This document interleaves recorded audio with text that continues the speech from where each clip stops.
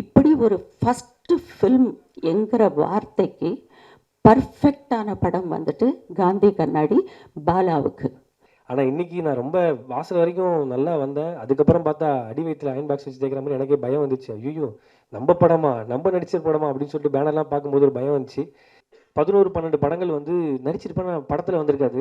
அப்போ எங்களுக்குள்ள ஒரு கேள்வி இருக்கும், என்ன நம்ம இது ஐயோ ஏன்னா நடிக்கிறோம் எதுவுமே வரலன்னா, அப்போ வந்து இல்லைப்பா ஒரு காமெடி ஆர்டிஸ்ட் கொஞ்சம் ஃபேஸ் வேல்யூவாக இருக்காங்க, அவங்க எந்த போர்ஷன் வச்சுலாம், ஸோ இது அது கொஞ்சம் எடிட்டை தூக்கிடுவாங்க அப்படிங்கிற மாதிரி சொல்லுவாங்க.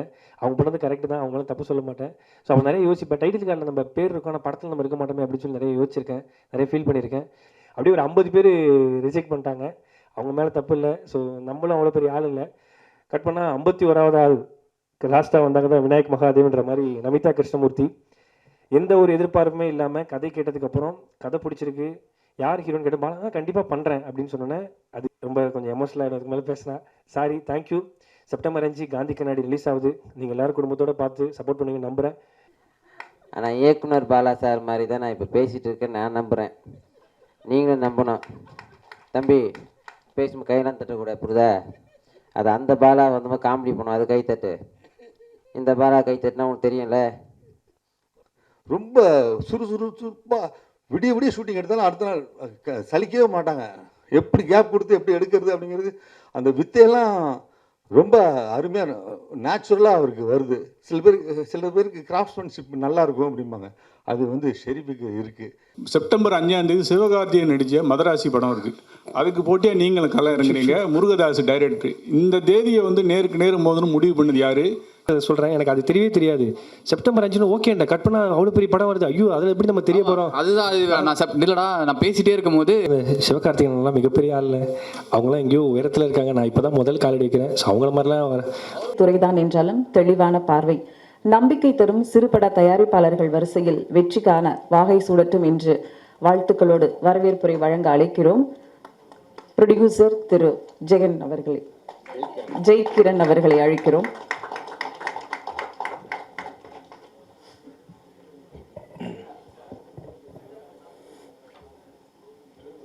ஸோ அப்பா அவங்க 2 பேர்னால தான் நான் வந்து இந்த இடத்துல நிற்கிறேன் நான். ஸோ ஃபஸ்ட் நான் அவங்கள வந்து ப்ரே பண்ணிக்கிறேன். ஸோ எல்லாருக்கும் விநாயகர் சதுர்த்தி வாழ்த்துக்கள்.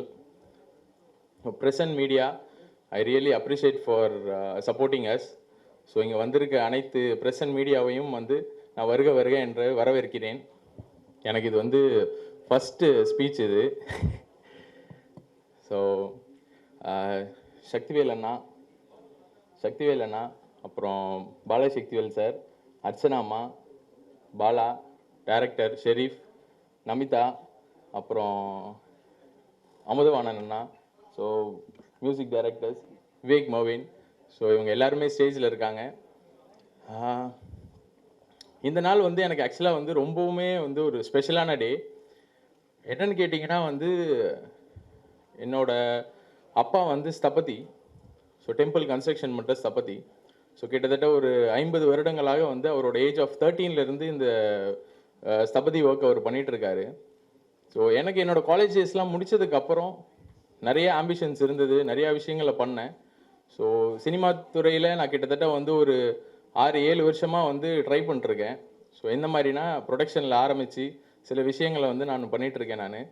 ஸோ இது வந்து என்னோடய ஆதிமூலம் கிரியேஷன்ஸோட ஃபஸ்ட்டு மூவி ரிலீஸ். ஸோ அதில் ஒரு பெரிய விஷயம் என்னன்னு பார்த்தீங்கன்னா வந்து எனக்கு ஃபஸ்ட்டு மூவிலேயே வந்து 2 நேஷ்னல் அவார்டு வாங்கின ஆர்டிஸ்ட்டை வச்சு நான் வந்து இந்த மூவியை வந்து பண்ணியிருக்கோம். ஸோ அதில் எனக்கு வந்து ரொம்ப ரொம்ப ரொம்ப சந்தோஷம். ஏன்னா என்னோடய அப்பா வந்து 2005 2006 வந்து நேஷ்னல் அவார்டு வாங்கினார் அப்பா. ஸோ அந்த டைமில் எங்களுக்கு எவ்வளோ பெருமையாக இருந்தது, டெல்லியெலாம் போயிட்டு அவர் ஒரு நேஷ்னல் அவார்டு வாங்குறத பார்க்குறதுக்கு. ஸோ இது மாதிரி நிறைய விஷயங்கள் இருக்குது. இன்னொன்று காந்தி கண்ணாடி.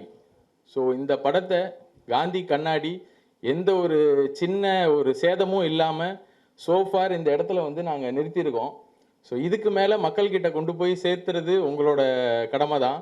So I hope so you all two your best job and give a big promotions and also opportunity for our Adimulam creations. So இன்னொன்று பாலா.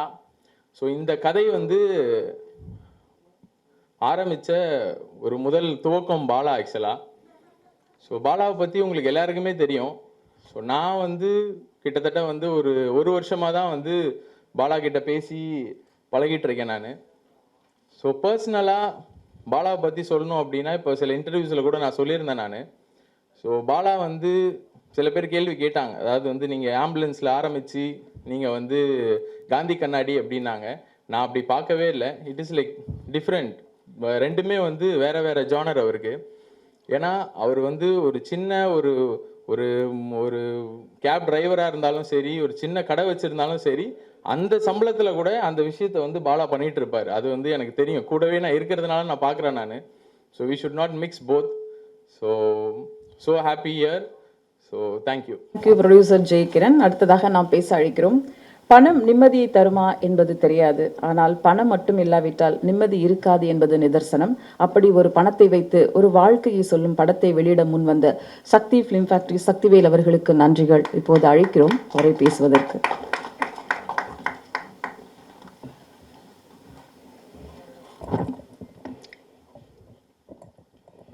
வணக்கம். விநாயகர் சதுர்த்தி நன்னாளில் உங்களை வந்து சந்திக்கிறதுல எனக்கு வந்து பெரிய சந்தோஷமாக இருக்குது. காந்தி கண்ணாடி ஒரு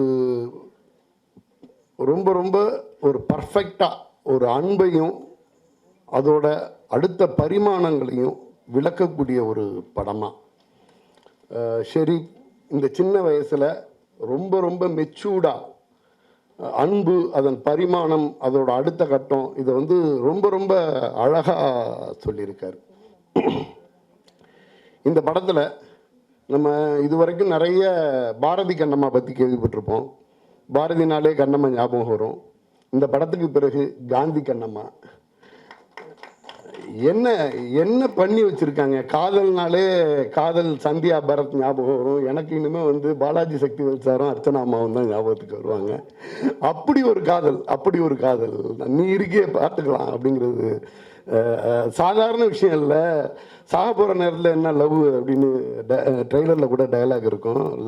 லவ் தானே அது. அது எப்போ இருந்தா என்ன, அது 18 வயசாக இருந்தா என்ன, 80 வயசாக இருந்தா என்ன, லவ் ஆல்வேஸ் லவ் தானே. அப்படி ஒரு அதான் சொல்கிறேன், பரத் சந்தியா மாதிரி எனக்கு இருந்துச்சு. பாலாஜி சக்திவேல் சாரும் அர்ச்சனா அம்மாவும் நடிச்சிருந்தது. அவங்க நடிப்பு அறைக்கி நான் சொல்ல வேண்டியதில்லை. ஒவ்வொரு ஃப்ரேம்லையும் வந்து அப்படியே வியக்க வச்சுக்கிட்டு இருந்தாங்க. எனக்கு தெரிஞ்சு அர்ச்சனா அம்மாவோட பொட்டென்ஷியலில் ஒரு 10% கூட நம்ம இன்னும் யூஸ் பண்ணல, நம்ம இண்டஸ்ட்ரி இன்னும் யூஸ் பண்ணலங்கிறது எனக்கு வருத்தம்.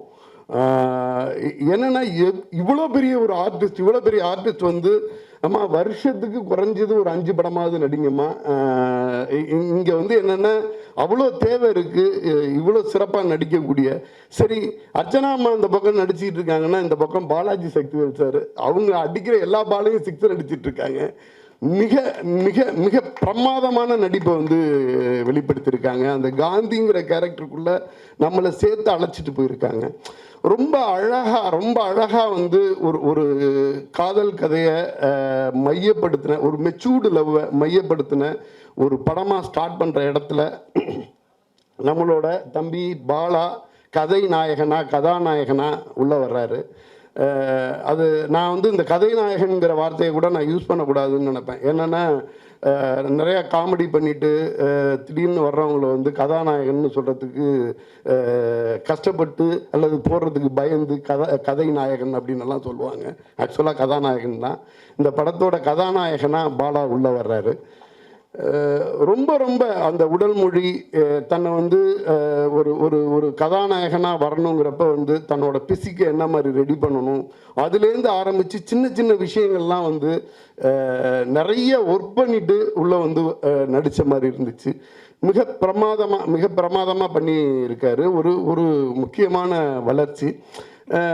நான் அதில் வந்து என்னென்னா, இப்போ வந்து அவர் ஒரு சின்னத்திரையோட பிரபலத்தோட நேரடியாக சினிமா நோக்கி வரும் பொழுது அது ஈஸியாக இருக்கும்.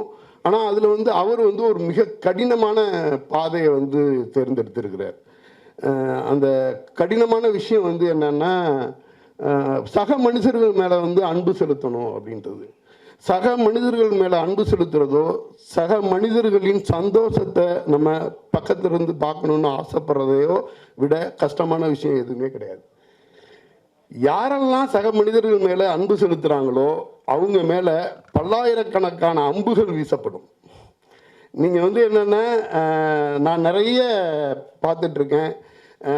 நீங்கள் வந்து உங்களுடைய துறையில் இருந்துட்டு அந்த துறையோட வேலையை மட்டும் பார்த்துட்டு போகும்போது பிரச்சனை இருக்காது. நான் வந்து ஒரு துறையில் இருக்கேன், என் சக்தியை மீறி நான் ஒரு விஷயத்தை மற்றவங்களுக்கு பண்ணுறேன் அப்படின்னப்ப இங்கே வந்து வன்மம் ஆட்சி செய்கிறது. வன்மத்துக்கு வந்து நிறைய ப்ரியாரிட்டி இருக்குது. நம்ம ப்ரெஸ்லேருந்தே எடுத்துக்கலாம். ரொம்ப ரொம்ப இங்கே வந்து பாலிசியோடு எழுதுகிறவங்க, இங்கே உள்ளவங்க அவ்வளோ எழுத்தாளர்கள் இருப்பாங்க. அந்த பேனாவுக்கு மிகப்பெரிய நெறிகளை வந்து அவங்க கடைபிடிப்பாங்க. காலங்காலமாக அவங்க வந்து பத்திரிகையில் எழுதிக்கிட்டு இருப்பாங்க. அவங்க அந்த விமர்சனத்தில் அந்த சினிமா மேலே இருக்கக்கூடிய அன்பு வெளிப்படும், அந்த மக்கள் மேலே இருக்கக்கூடிய பாசம் வெளிப்படும். ஏதாவது தவறுன்னா தவறை சுட்டி காட்டுற மாதிரி எழுதுவாங்களே ஒழிய வெறுமனே அந்த விமர்சனத்தை வந்து ஹைலைட் பண்ணுறதுக்கான விமர்சனம் எழுதாத அத்தனை பத்திரிகையாளர்கள் வந்து இங்கே வந்திருக்காங்க. அதே சமயத்தில் வந்துட்டு என்னென்னா, சினிமா மேலே வெறுப்பை கொட்டி ரொம்ப சர்வசாதாரணமாக ஒரு வீடியோவை போட்டுட்டு வெறும் காழ்ப்புணர்ச்சியை மட்டுமே காட்டக்கூடிய விமர்சனங்கள் வந்து மிகப்பெரிய விமர்சனமாக வந்து மக்கள் மத்தியில் போய் சேர்ந்துக்கிட்டு இருக்கும். காலங்காலமாக உட்காந்து பக்கமாக எழுதிக்கிட்டு இருப்பாங்க. அவங்களோட தான் வந்து நார்மல் நல்ல மக்கள் மட்டுமே பார்த்துக்கிட்டு இருப்பாங்க. என்னென்னா இங்கே வந்து என்னென்னா அதோட ரீச் அப்படிங்கிறது வந்து என்னென்னா, ஏன் வன்மத்தை வந்து அதிகமாக பார்க்குறாங்க. ஒரு படம் பற்றி சொல்லும்போது ஒரு ஹீரோவோட பர்சனலை பற்றி பேசப்படுற விமர்சனம் வந்து பெரிய விமர்சனமாக மக்கள் மத்தியில் போய் சென்று சேரும். ஏன்னா இங்கே வன்மங்கள் ரசிக்கப்படுகின்றன, அன்பு நிராகரிக்கப்படுகிறது. எப்போ ஒரு அன்பு பாதையை தம்பி வந்து எடுக்கிறாப்புலையோ, இப்போ வந்து என்னென்னா இது வரைக்கும் அவர் வந்து ஒரு காமெடியனாக நடிச்சுக்கிட்டு இருந்தார், விட்டுருவாங்க. ஏன்னா சின்ன பையன் பாவம் அப்படிங்கிற லெவலில் ஒரு நடிகராக வந்து ஒரு கதாநாயகனாக ஜெயிக்க ஆரம்பித்தா நிறைய கேள்வி கேட்க ஆரம்பிப்பாங்க. இவர் நடிச்சுட்டு பேசாமல் போய் வீட்டில் படுத்துட்டாலோ இல்லை குடிச்சிட்டு படுத்துட்டாலோ இவர் மேலே எந்த கேள்வியுமே இருக்காது. அவர் அப்படிதான் அப்படின்னு சின்னதாக வந்து இவர் நல்லது செய்ய ஆரம்பிக்கிறாரு அப்படின்னா இந்த நல்லது செய்கிறத பற்றி அவ்வளோ கேள்விகள் வரும். இங்கே சமுதாயத்தில் வந்து ஒரு மிகப்பெரிய முரண் இருக்கு. நீ என்ன பெரிய நல்லவனா? இது வந்து மிகப்பெரிய முரண். இந்த முரணை வந்து ரசிக்கிறதுக்கு பெரிய கூட்டம் இருக்குது. இதுக்காக வந்து இந்த சமுதாயம் வந்து நல்லவர்களால் நிறைந்தது இல்லையா அப்படின்னா, நல்லவர்கள்லாம் அமைதியாக இருப்பாங்க. ஒரே ஒரு ஐடி வச்சுக்கிட்டு 10 பேரை திட்டிகிட்டு இருப்பான், 10 பேரை கேள்வி கேட்டுக்கிட்டு இருப்பான். 80 வயசில் ஒரு பிரின்சிபலோடு வாழ்ந்த ஒரு நடிகர் அவர் போகும்பொழுது ஒரு சின்ன விஷயம் இருந்தாலும் அதை பற்றி 500 கேள்விகள் கேட்பாங்க. அவர் வந்து அவர் லைஃப்பை வந்து அவ்வளோ பிரின்சிபலாக வாழ்ந்தார், அவரால் யாருக்கும் எந்த கெடுதலும் நடந்ததில்லை அப்படின்னு சொல்லும்போது அவரோட ஃப்ரெண்டு கொண்டாந்து கொடுத்த சால்வையை தூக்கி போட்டாருன்னா அதுக்கு வந்து ஒரு 5000 பேர் விமர்சனம் பண்ணுவாங்க. அதுக்கு போய் உட்காந்துட்டு இவர் வந்து விளக்கம் கொடுத்துக்கிட்டு இருப்பார். அது கிடையாது. 80 வயசு நம்ம வீட்டில் உள்ள ஒரு தாத்தா, ஒரு 75 வயசுக்கு மேலே உள்ள ஒரு தாத்தாவுக்கு என்ன மரியாதையோ அதை தானே நம்ம கொடுத்துருக்கணும். ஒரு மூத்த கலைஞன், அவங்க வந்து அவருக்கும் அவர் ஃப்ரெண்டுக்கும் உள்ளது. அவர் இஷ்டப்பட்டால் அந்த சால்வையை போட்டுக்கலாம், இல்லாட்டினா போடாமல் தூக்கி போட்டுடலாம். அதுக்கும் வந்து அந்த பெரிய கலைஞர் வந்து உட்கார்ந்து விளக்கம் கொடுத்துக்கிட்டு இருப்பார். விளக்கமே கொடுக்கக்கூடாது. ஏன்னா இங்கே வன்மத்தை மட்டுமே மேலே தூக்கி வச்சு கொண்டாடிக்கிட்டு இருக்க ஊராக இருக்குது. அதாவது அந்த ஆன்லைனில் இருக்கக்கூடிய விஷயங்கள். இப்போ இந்த பாலா மாதிரியானவங்க வந்து ஒரு சில பேர் இப்போ வந்து என்னென்னா இவர் சக மனிதர்கள் மேலே, ஏன் நான் இதை அன்பு பற்றி பேசுகிறேன்னா இந்த படம் அன்பு பற்றி பேசுது. இந்த படம் வந்து அன்பு பற்றி பேசுது. நான் அதுக்காகவே இதை பேச வேண்டியதாக இருக்குது. சக மனிதர்கள் மேலே அன்பு செலுத்தக்கூடிய ஒரு நடிகன் வர்றான், புகழ் வெளிச்சத்தோடு வர்றான் அப்படின்னா அவங்கள கேள்வி கேட்கறதுனாலேயே இவங்களை தங்களை பெரியவங்களால் நிலைநாட்டிக்கலாங்கிறது ஒரு கருத்து. இந்த கேள்வியை இவங்களால வந்து என்ன பண்ண முடியாதுன்னா பக்கத்தில் இருக்க உள்ள வார்டு கவுன்சிலரை கேள்வி கேட்க முடியாது. குழாயில் தண்ணி வரலைன்னா அந்த கவுன்சிலர்கிட்ட அவங்களால அந்த கேள்வி கேட்க முடியாது. ஆனால் என்ன பண்ணுவாங்க, என்ன பசியில் உள்ளவங்களுக்கெல்லாம் பாலா சாப்பாடு போட்டாராமே, காசாவில் 2 பேர் செத்து போயிட்டாங்க, ஏன் அங்கே போய் போடலன்னு கேள்வி கேட்பாங்க. அவருக்கு கனெக்ட் ஆகக்கூடிய விஷயத்த யாரோ ஒவ்வொருத்தருக்கும் ஒவ்வொரு விஷயம் கனெக்ட் ஆகும். அவர் வந்து அடிமட்டத்து மக்களை பார்த்து வந்திருக்கிறதுனால ஒரு சாப்பாடு 4 பேருக்கு சாப்பாடு போடணும்னு நினைக்கிறாரு, அவரை பண்ண விடுங்க அப்படிங்கிற மாதிரி இருக்கும். ஏன்னா இது வரைக்கும் ஏன்னா இது வந்து ஒரு பொறுப்புணர்ச்சியிலேருந்து சொல்கிறேன். புகழ் வெளிச்சம் ஃபர்தராக அவர் மேலே வீசப்படும் பொழுது அடுத்தது வந்து இமிடியேட்டாக விமர்சனம் வைக்கப்பட இருக்கும். அந்த அந்த விமர்சனம் வந்து என்னென்னா அது உங்களை தாக்குறதுக்காக இருக்காது, அவங்கள நிலைநிறுத்திக்கிறதுக்காக இருக்கும். ஸோ ஒரு வளர்ந்து வரக்கூடிய ஒரு நடிகராக கதாநாயகனாக உங்களை வரவேற்கிறேன். சக மனிதர்கள் மேலே நீங்கள் காட்டக்கூடிய அன்போ பாசமோ அது அப்படியே இருக்கட்டும். ஏன்னா ஒரு சாதாரண மனுஷன் சக மனிதர்களோட அன்போடையும் வெற்றி பெற முடியுங்கிறதுக்கு ஒரு அடையாளமாக பாலா வரணும்னு நான் ஆசைப்பட்றேன். இந்த வெற்றி இது மாதிரியான சாதாரண மனிதர்களோட மிகப்பெரிய வெற்றி இந்த காலகட்டத்தில் 2025 சக மனிதர்கள் மேலே அன்பை செலுத்தி வெற்றி பெற முடியுங்கிறது வந்து அடுத்த கட்டத்துக்கோ இல்லை இருக்கக்கூடிய மக்களுக்கு நம்பிக்கை அளிக்கக்கூடிய ஒரு விஷயமாகவோ இருக்கும். கலீல் ஜிப்ரான் சொல்லுவார் ஆன் லவ் அப்படிங்கிற ஒரு கவிதையிலேருந்து, அன்பு உங்களை அழைக்கும் பொழுது அதை பின்தொடருங்கள். அந்த பாதை வந்து கரடு முரடாக இருக்கும், உங்களுக்கு வழி கொடுக்கக்கூடியதாக இருக்கும், பின்தொடருங்கள். அன்பு உங்களை அடைக்கும் பொழுது அன்பை நம்புங்கள், அது உங்களை நெருக்கும், உங்களை நொறுக்கி போடும். அன்புடனேயே இருங்கள். நீங்கள் வந்து அன்பை வந்து அன்புகிட்டேருந்து நீங்கள் வந்து நிறைய அன்பை கொடுக்கும்போது அன்புகிட்டேருந்து நீங்கள் எதையுமே பெற முடியாது. நீங்கள் ஃபைனலாக அன்பை மட்டுமே பெறுவீங்க. உங்களுக்கு வந்து அந்த அன்பு வந்து உங்களை வந்து சிலுவையில் அறையும், மிகப்பெரிய நகைக்கீரல்களை கொடுக்கும். அந்த நகைக்கீரல்கள் அன்பினால் ஆனவை, அதை பற்றி கவலைப்படாதீர்கள். இது வந்து கலீல் ஜிப்ரானோட கவிதை என்னைக்கோ படித்தது, அதை நான் சொல்லணும்னு சொன்னேன். ரொம்ப அவையில் போயிட்டோமோன்னு நினைக்கிறேன். தம்பி ஜெய்கிரன் வந்து ஸ்தபதியாக இருந்து தயாரிப்பாளராக வர்றார் அப்படின்னு சொன்னாங்க. நான் வந்து நிறைய புது தயாரிப்பாளர்கள் வரும்போது திரைப்படத்தை வந்து எதோட கம்பேர் பண்ணுவேன்னா சிலையோட தான் கம்பேர் பண்ணுவேன். நான் ஒரு படம் எடுத்திருக்கேன், நான் ஒரு 5 கோடி ரூபாயில் ஒரு படம் எடுத்திருக்கேன், இது எவ்வளவு கவர் பண்ணிட முடியும், நான் ஒரு 10 கோடி ரூபாயில் ஒரு படம் எடுத்திருக்கேன், இதை எவ்வளவு கவர் பண்ண முடியும்னு தான் ஒரு ப்ரொடியூசர் வருவாங்க. அப்போ நான் சொல்லுவேன், நீங்கள் வந்து ஏதோ ஒரு பொருளை தயாரிக்கலை, நீங்கள் ஒரு சிலையை தயாரிச்சுக்கிட்டு இருக்கீங்க, சிலையை உருவாக்கிக்கிட்டு இருக்கீங்க. அது கண்ணு காது மூக்கு எல்லாத்தோட வந்துருச்சுன்னா அது சிலை. சப்போஸ் எனக்கு ஒரு கண்ணு சரியாக வரல, காது சரியாக வரலன்னா அது கல் தான், அது சிலை இல்லை அப்படின்னு சொல்லிட்டு பல தயாரிப்பாளர்கிட்ட பேசியிருப்பேன். ஒரு சிலை வடிக்கக்கூடிய ஸ்தபதியே தயாரிப்பாளராக வந்திருக்காங்க. கண்டிப்பாக இவர் வந்து திரைத்துறையில் வந்து நிறைய சிலைகளை நிறைய திரைப்படங்களை அந்த மாதிரி கொடுப்பாருன்னு நான் நம்புகிறேன். வாழ்த்துக்கள் அவருக்கு. விவேக் மெர்வின் அவங்களோட இசை நமக்கு வந்து 2 சாங் போடுவாங்கன்னு நினச்சேன். இந்த ட்ரெய்லரை விட அந்த சாங் வரும் பொழுது இந்த படத்தை பற்றி பத்திரிகையாளர்கள் இன்னும் கொஞ்சம் நெருக்கமாக தெரிஞ்சுப்பாங்க அப்படின்னு நான் நம்பினேன். சில காரணங்களால் வந்து அந்த சாங் போட முடியல. வாய்ப்பு இருந்துச்சுன்னா இந்த ஃபங்க்ஷனோட கடைசியில் வந்து அந்த சாங் இது பண்ணுவாங்கன்னு நான் நினைக்கிறேன். மிகச்சிறப்பாக எல்லாருமே இதில் வந்து பணியாற்றியிருக்காங்க. பாலாஜி சக்திவேல் சாரோட நண்பராக நடிச்சிருக்கக்கூடிய அமுதவாணன்லேருந்து ஆரம்பித்து கதாநாயகிலேருந்து ஆரம்பித்து எல்லாருமே சிறப்பான பங்களிப்பை தந்திருக்காங்க. இந்த திரைப்படம் மிகப்பெரிய வெற்றி படமாக அமைகிறதுக்கு என்னுடைய வாழ்த்துக்கள். நன்றி. வடகரி தொடங்கி காந்தி கண்ணாடி வரையில் மேகங்களை கொழுக்கி மின்னலை விழுங்கும் இசை, அற்புதமான இசை இவர்களுடையது. இளமையும் புதுமையுமாக இசை தந்து காந்தி கண்ணாடிக்கு உயிர்ப்பித்த இசையமைப்பாளர்கள் விவேக் மெர்வின் அவர்களை அன்புடன் பேச அழைக்கிறோம்.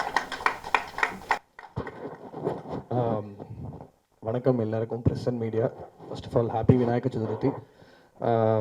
ரொம்ப சந்தோஷமாக இருக்குது இன்றைக்கி இங்கே ப்ரெஸ் மீட்டில் உங்களை எல்லாருமே மீட் பண்ணுறதுல. காந்தி கண்ணாடி எனக்கும் அவனுக்கும் நிறையா வேறு டைப் ஆஃப் ஃபிலிம்ஸ் பண்ணியிருக்கோம். இந்த ஜான்ரா ஃபிலிம் எங்களுக்கு ரொம்ப புதுசாக இருந்தது. அவர் ஷெரீஃப் டைரக்டர் வந்து நீ ஃபர்ஸ்ட் கேம் அண்ட் நரேட்டட் ஒரு ஒரு modern take on love, affection, அன்பு, அதை பற்றி ஒரு படம். நீங்கள் எல்லாருமே ஃபேமிலியோடு வந்து என்ஜாய் பண்ணுவீங்க அப்படின்னு நினைக்கிறோம். அண்ட் ஒரு சாங் ஆல்ரெடி இதில் ரிலீஸ் ஆகியிருந்தது, புல்லட் வண்டி அப்படின்னு சொல்லி ஆண்டனி தாசன் அவர் பாடியிருந்தார். இது தவிர வந்து 3 more சாங்ஸ் இருக்குது இந்த ஃபிலிமில். அண்ட் ரொம்ப ரொம்ப ஹாப்பி அண்ட் ப்ரவுட் தட் இந்த 3 சாங்க்குமே 3 ஸ்பெஷல் சிங்கர்ஸ் பாடியிருக்காங்க. யுவன் சங்கர் ராஜா சார் பாடியிருக்காரு ஒரு சாங்கு, அண்ட் தேவா சார் ஒரு சாங் பாடியிருக்காரு. ஸோ ரொம்ப ரொம்ப ஸ்பெஷலாக இருக்குது. ஸோ இந்த சாங்ஸ் ஐ திங்க் நீங்கள் பார்ப்பீங்கன்னு நினைக்கிறோம் after the press meet. So hope to see you all in theaters and please support this lovely team. எல்லாருக்கும் வணக்கம். ஒரு ஃபெஸ்டிவல் டேலையும் இவ்வளோ பேர் வந்து இந்த டீமை சப்போர்ட் பண்ணதுக்கு உங்கள் எல்லாருக்கும் முதலாவது நன்றி. ப்ரெஸ் அண்ட் மீடியா எல்லாருக்கும் நன்றி. மேடையில் இருக்கிற எல்லாருக்குமே வணக்கம். And Balaji Sakthivel sir, thank you sir. உங்கள் காதல் படம் வந்து பயங்கரமான இம்பேக்ட் ஏற்படுத்தின நிறைய பேரில் எங்கள் 2 பேர் பேரும் கண்டிப்பாக இருக்கும். ஸோ வெரி ஹாப்பி நீங்கள் நடித்த ஒரு படத்தில் நாங்கள் ஸ்கோர் பண்ணியிருக்கோம் அப்படின்னு சொல்லும் போது. அண்ட் இந்த படத்தில் ஒர்க் பண்ண எல்லாருமே வந்து they've given their best to this film அப்படி தான் சொல்லணும். எல்லாரையும் தனித்தனி சொன்னால் ரொம்ப நேரம் ஆகிடும்ன்றதுனால நான் சொல்லலை. But it's a team work from Sherif and his team. It's an amazing film. And KP வைபாலா, ரொம்ப ரொம்ப ஹாப்பி உங்களோட ஃபஸ்ட்டு படத்துக்கு நாங்கள் மியூசிக் பண்ணுறது. This is just the beginning. இன்னும் போக வேண்டிய தூரம் வந்து நிறையா இருக்குது. Archana ma'am, thank you so much. நீங்கள் நடித்த எல்லா சீன்ஸுமே எங்களுக்கு ரொம்ப இமோஷ்னலி மூவிங்காக இருந்தது. It was beautiful. And thank you, producer sir, for giving us this kind of film with so much depth. And sir, உங்களை மீட் பண்ணதும் ரொம்ப ரொம்ப ஹாப்பி. அண்ட் நிறைய பேர் இதில் ஒர்க் பண்ணியிருக்காங்க. Especially lyricist Umadevi ma'am for giving us beautiful lyrics. And கு கார்த்திக் ஒரு பாட்டு எழுதியிருக்காரு. அண்ட் ஷெரீஃபே வந்து மீதி உள்ள எல்லா பாட்டுமே எழுதியிருக்காரு. டைரக்டருங்கிறதுனால இல்லை, நிஜமாலுமே வந்து பியூட்டிஃபுல்லான லைன்ஸ் அவர்கிட்ட வந்தது. Very happy.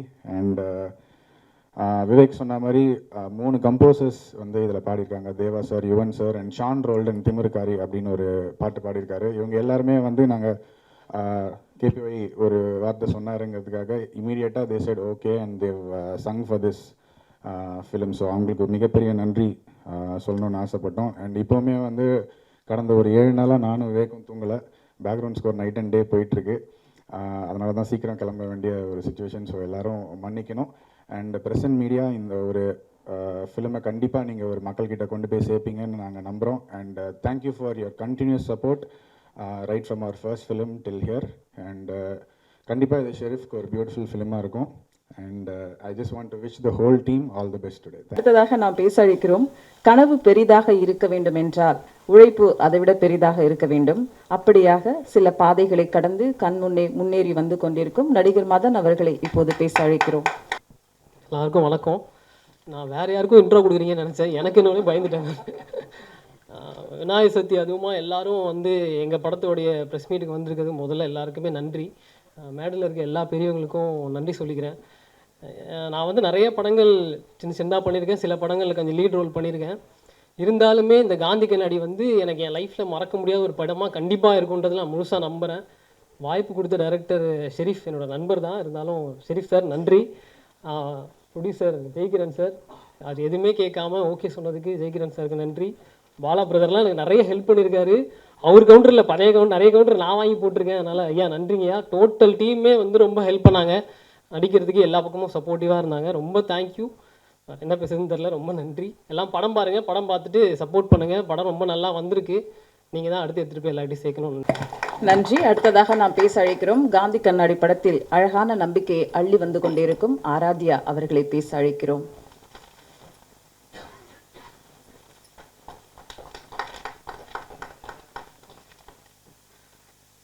ஹாய், எல்லாருக்கும் வணக்கம். நீங்கள் இதுக்கு முன்னாடி மதிமாறன், குற்றம் தவிர அந்த மாதிரிலாம் பார்த்துருப்பீங்க. ஆனால் எனக்கு இங்கே இந்த காந்தி கண்ணாடி வந்து ரொம்ப ஸ்பெஷலான ஒரு மேடை. இதுக்கு ஃபர்ஸ்ட் ஆஃப் ஆல் நான் வந்து ஷெரீஃப் சாருக்கு தேங்க் பண்ணிக்கணும். ஏன்னா எனக்கு இது எப்படி சொல்கிறதுன்னு தெரியல. ரொம்ப எமோஷ்னலான ஒரு ரோல். ரொம்ப ஒரு ஏன்னா ஸ்க்ரீனில் எனக்கே என்னை பார்க்கும்போது கண்ணை எடுக்க தோணலை. பார்க்குறவங்க எல்லாரோட இதயத்துலேயும் நான் அப்படியே உட்காந்த மாதிரி எனக்கு ஒரு ஃபீல். அப்படிப்பட்ட ஒரு ஒர்க் ஸ்பேஸை எனக்கு, அதுவும் இல்லாமல் சக்திவேல் சார் கூடயும் அர்ச்சனா அம்மா கூடயும் எனக்கு தந்தது ரொம்ப பெரிய பாக்கியம். இதுக்கு ஷெரீஃப் சார் ரொம்ப ரொம்ப ரொம்ப நன்றி. அதுக்கப்புறம் producer sir, thank you so much. Sakthi ஃபிலிமில் அவங்களோட ஒரு சின்ன அங்கமாக நான் இருக்கேன். அதுக்கும் நான் கடமைப்பட்டிருக்கேன். நன்றி சார். அதுக்கப்புறம் என்னன்னு தெரியல, ரொம்ப நர்வஸாக ஒரு மாதிரி இருக்குது. என்ன சினிமா தான் எனக்கு எல்லாமே. அப்படிப்பட்ட சினிமா என்னை கொஞ்சம் கொஞ்சமாக செதுக்கிட்டு வருது. இன்றைக்கி நான் இங்கே நிற்கிறேன் உங்கள் முன்னாடி. நான் மேலும் மேலும் வளர்கிறதுக்கு நீங்கள் தான் எனக்கு சப்போர்ட் பண்ணணும். Thank you so much. அப்புறம் முக்கியமாக பாலாவோட ஃபர்ஸ்ட் ப்ராஜெக்டில் ஒரு சின்ன ஒரு எலமெண்ட்டாக இருக்கிறதுக்கு நான் சந்தோஷப்படுறேன். நன்றி பாலா, தேங்க்யூ. ஆளும் அழகு, குரலும் அழகு. தேங்க்யூ. நீங்களும் அழகுப்பா. ஓகே. அடுத்ததாக நாம் பேச அழைக்கிறோம். நடனம், நடிப்பு, மிமிக்ரி, ஆங்கர், ஜோடி நம்பித்த நிகழ்ச்சிகள் எல்லாம் அத்தனையும் இருந்தவர், சிறந்தவர். சிரிப்புகள் பலவிதம், பிரித்து பார்த்தால் பரவசம். கவலை மறக்க செய்யும், வலியை மறக்க செய்யும் அழகான சிரிப்பை, அனைவருக்கும் அழகான புன்னகையோடு அன்பான நடிப்பை வழங்கும் அமுதவாணன் அவர்களை பேச அழைக்கிறோம்.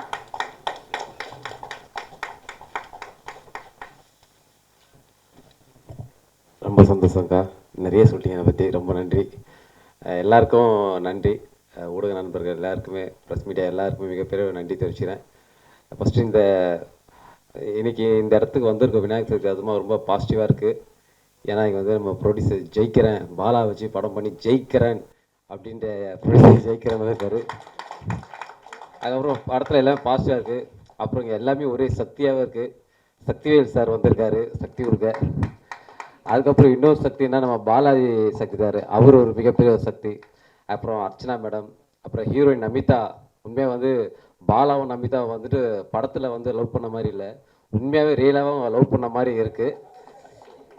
இல்லை உங்கள் காம்போ சொல்கிற வேற ஒன்றும் கிடையாது. அதை தாண்டி வந்து எல்லாருமே வந்து சூப்பராக பண்ணாங்க. இப்போ மியூசிக் டைரக்டர் அதுவும் அவ்வளோ அழகாக இருந்தது. தேவா சாரோட பாட்டு வந்து சூப்பராக இருக்குது, ரொம்ப ரொம்ப அழகாக இருந்தது. டிஃப்ரெண்ட்டான ஒரு பாட்டு, அதில் ஒரு டிஃப்ரெண்ட்டாக பாடியிருக்காரு.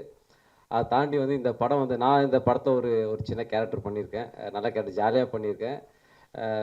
நல்லா நடிச்சிருக்கேன். உண்மையாகவே வந்து டைரக்டர் ஷெரீப் சாருக்கு வந்து உண்மையாகவே ஒரு நன்றியை தெரிவிச்சுக்கிறேன். ஏன்னா சத்யல் சார் சொன்ன மாதிரி தான், ஏன்னா வந்து அவரோட ஏஜுக்கு இந்த படத்தை எப்படி யோசிச்சார் அப்படி தெரியல. நான் உண்மையாக நான் கூட யோசித்தேன், பரவாயில்ல இப்போ கேட்ட மாதிரி ஏதாவது படம் பண்ணுவார் அப்படின்னு நினச்சேன். ஆனால் அது கதை ரொம்ப பெரிய கதை, சூப்பரான ஒரு கதை, எல்லாருக்கும் பிடிக்கும். உண்மையாகவே 20 வயசுலேருந்து ஒரு 55 வயசு உள்ளவர்கள் எல்லாருக்குமே வந்து ஒரு மிகப்பெரிய ஒரு ஏக்கமாக இருக்கும். சூப்பரான ஒரு மூவி. இதை நான் பண்ணியிருக்கேன்னு நினைக்கும் போது எனக்கு ரொம்ப ஹாப்பியாக இருக்குது. அதை தாண்டி வந்து இன்றைக்கி பாலா வந்து எப்படின்னா வந்து ஒரு ஆர்டிஸ்டாக தெரியாது, ஒரு தம்பியாக தெரியும். ஏன்னா வந்து எனக்கு முதலாக வந்து நான் படம் பண்ணும்போது, தாரத்தப்பட்டை படம் பண்ணும்போது ஜோடியிலேருந்தே வந்து எனக்கு ரசிகர் மன்றை வச்ச ஃபஸ்ட்டு ரசிகர் மன்ற தலைவர் பாலா தான். காரைக்காலில் அன்னைக்கு மன்றம் வச்சுருக்கிறது எதுக்குடா அப்படின்னான்னு. அவன் எல்லா விஷயத்துலையுமே வந்து உண்மையாக இருப்பான். ஒரு விஷயம் பண்ணால் அதுக்கு உண்மையாக இருக்கணும்னு நினைப்பான். இன்னி வரைக்கும் நானும் பாலா வந்து ஒரு அண்ணன் தம்பி தான், கூட பிறக்காத ஒரு தம்பி தான். இன்னமும் ஒரே வீட்டில் தான் இருக்கும், ஒன்றா தான் சாப்பிடும், காலையில் இருந்தோடனே எப்பவுமே இதாக இருப்போம். இன்னைக்கு என்ன பண்ண போகிறாமல் கொண்டு எனக்கு தெரியும். நல்ல விஷயங்கள் எல்லாமே பண்ணுவான், அவ்வளோ பாசிட்டிவாக இருப்பான். படம் பண்ணும் போதெல்லாம் அண்ணே நம்ம ஒரு நல்ல ஒரு காமெடியாக என்ன, நான் சினிமாவில் ஏதாச்சும் நல்ல காமெடியாக நினச்சிதான் அவன் ஹீரோ அவனை எதிர்பார்க்கல. அவன் பண்ண நல்ல விஷயங்கள் தான் வந்து இந்த பிரபஞ்சத்துக்கிட்ட கொண்டு போய் சேர்த்து தான் நினைக்கிறேன். அதை தாண்டி அவனை இன்னைக்கு இப்படி வந்திருக்கானா அதுக்கு முக்கிய காரணம் வந்து ஊடக நம்பர் தான் உண்மையாகவே காரணம். ஏன்னா சில விஷயத்தை எப்படி வேணால் எழுதுவாங்க, ஆனால் பாலா விஷயம் வந்து பொறுத்த வரைக்கும் கரெக்டாக அவ்வளோ இதுவாக இது பண்ணுவாங்க. எங்கே பார்த்தாலும் தம்பி இதை பண்ணீங்க, சூப்பர். நான் நிறைய கணக்குலாம் பார்த்துருக்கேன். உண்மையாக நன்றி. இந்த காந்தி கண்ணாடி வந்து மிகப்பெரிய ஒரு வெற்றி அடையணும். இந்த டீம் எல்லாருக்கும் மிகப்பெரிய நன்றி தெரிவிச்சுக்கிறேன். அதை தாண்டி இதில் வந்து சூப்பராக காமெடி பண்ணியிருக்காரு நம்ம மதன், அவருக்கு மிகப்பெரிய வாழ்த்துக்கள். நல்லா பண்ணியிருக்காரு. எல்லாருமே வந்து சூப்பராக பண்ணியிருக்காங்க. அதை தாண்டி அக்காவுக்கு ஒரு மிகப்பெரிய நன்றி. எல்லாருக்குமே சூப்பராக ஒரு இன்ட்ரோ கொடுக்குறாங்க. உண்மையாகவே சூப்பர். எல்லாருக்கும் நன்றி வாழ்த்துக்கள். தேங்க்யூ நன்றி. ஒரு நிமிஷம், இந்த பாலாவா இல்லை என்ன வளர்த்து விட்ட தாரத்தப்பட்ட பாலாவா? ஏம்மா இங்கே ஒரு நிமிஷம் வா. நீ பாட்டு மொட்டையாக பாலா மாதிரி பேசுனா இங்கே வா, ஒரு நிமிஷம் வா. அப்போ மீடியாக்காரன் என்ன நினச்சிப்பாங்க? அப்போ ஒரு நேரம் பேசுகிறது கேபி பாலா பேசிட்டுருக்கேன். கஷ்டப்பட்டு விஜய் டிவியில் இந்த பாலா சார் மாதிரி பண்ணி அவ்வளோ பேர் பாராட்டினாங்க. சசிகுமார் சார்லேருந்து பெரிய எல்லாருமே. நீ வந்து என்ன கேட்டேன்னா வந்து இது எந்த பாலான்னு கேட்குறேன். சரி தான், சரியாக போச்சு. அப்புறம் இந்த விஜய் டிவியில் ஒரு 3 டைட்டில் அடிச்சிருக்கேன். அடித்து இப்போ இது எந்த வயசுன்னு கேட்டால் அப்போ நான் என்ன இப்போ சொல்ல? சரி, என்ன பாலா வயசு வந்து எனக்கு பேச தெரியாது உண்மையாகவே. ஆனால் இயக்குனர் பாலா சார் மாதிரி தான் நான் இப்போ பேசிகிட்டு இருக்கேன், நான் நம்புகிறேன். நீங்களும் நம்பணும். தம்பி பேசும் கையெல்லாம் தட்டக்கூடாது, புரியுதா? அது அந்த பாலா வந்து காமெடி பண்ணும், அது கைத்தட்டு. இந்த பாலா கைத்தட்டுனா உனக்கு தெரியும்ல. நான் பாட்டுன்னு ஜாலியாக கை தட்டுவீங்கன்னு பேசி விட்டேன். என்ன நடக்க போகுதுன்னு எனக்கு தெரியல. இன்னும் எது நடந்தால் நல்லது தான். ஏன்னா எனக்கு வாய்ப்பு கொடுத்து முதல்ல தாரத்தப்பேட்டில் வாய்ப்பு கொடுத்த என்னோட இயக்குனர் டாக்டர் பாலா சாருக்கு மிகப்பெரிய ஒரு நன்றியை தெரிவிச்சு இந்த இடத்துல. அது அவர் வயசுல சொல்லிட்டேன், சாரி. அதுக்கப்புறம் விஜய் டிவியில் இருக்க வாய்ப்பு கொடுத்த பிரதீப் சார், எப்பவுமே சப்போர்ட்டாக இருக்க பிரதீப் சாருக்கும் மிகப்பெரிய நன்றி. எல்லாருக்கும் நன்றி, வாழ்த்துக்கள். தேங்க்யூ, நன்றி. அழைக்கிறோம். ஒவ்வொரு வாரமும் தமிழ் சினிமாவுக்கு ஒரு புதுமுகம் அறிமுகமாகிறது. அப்படி காந்தி கண்ணாடியில் ஒரு புதுமுகமாக அறிமுகமாகும் மனோஜ் அவர்களை பேச அழைக்கிறோம்.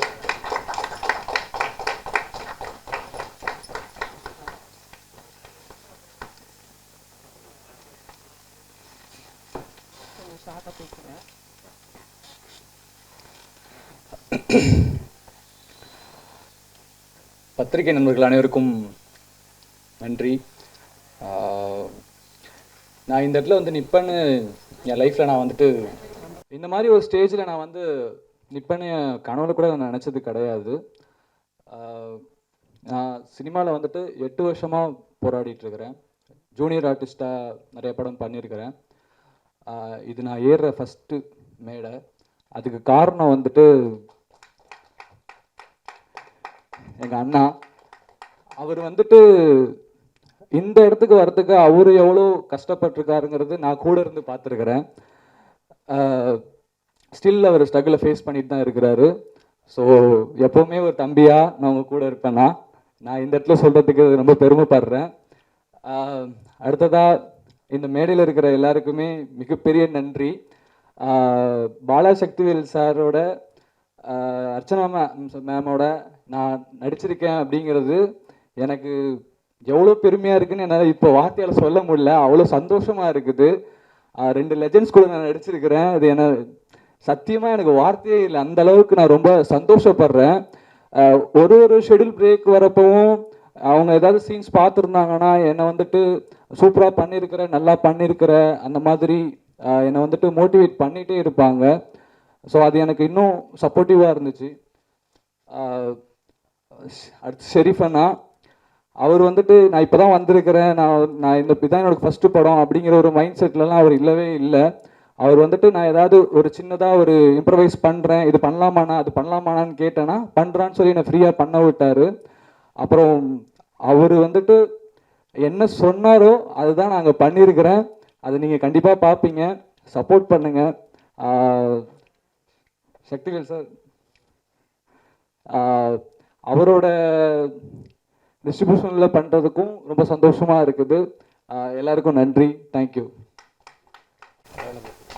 தேங்க்யூ மதன். அடுத்ததாக நாம் பேச அழைக்கிறோம். படித்த பெண்கள் தங்கள் திறமைகளால் உலகை சிறப்பாக்குவார்கள் என்பது உண்மை. பெண்ணின்றி உயர்வும் இல்லை என்பதும் உண்மை. நடிக்க மறுத்த நடிகைகளுக்கு மத்தியில் நமிதா உயர்ந்தே நிற்கிறார். இவரின் சிறு புன்னகை ஓவியங்களாய் நடிப்பில் வியப்பில் ஆழ்த்துவார் என்ற நம்பிக்கையோடு ஐஐடி மாணவி இனி மக்கள் மனங்களில் நிறைவார் என்ற வாழ்த்துக்களோடு அழைக்கிறோம் நமிதா கிருஷ்ணமூர்த்தி அவர்களை.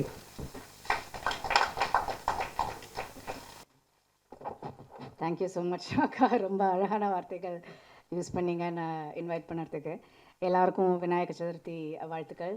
Thank you so much for coming here today.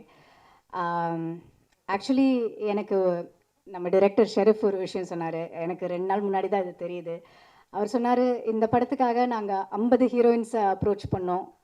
அந்த 50 ஹீரோயின்ஸ் ரிஜெக்ட் பண்ணதுக்கு அப்புறம் தான் 51வது ஹீரோயினாக நீங்கள் உள்ளே வந்திருக்கீங்கன்னு. ஆனால் நான் அது இப்போ சொல்லி தான் ஆகணும். எனக்கு இந்த 50 ரிஜெக்ஷன்ஸும் எனக்கு 50 பிளெஸ்ஸிங்ஸ் தான்.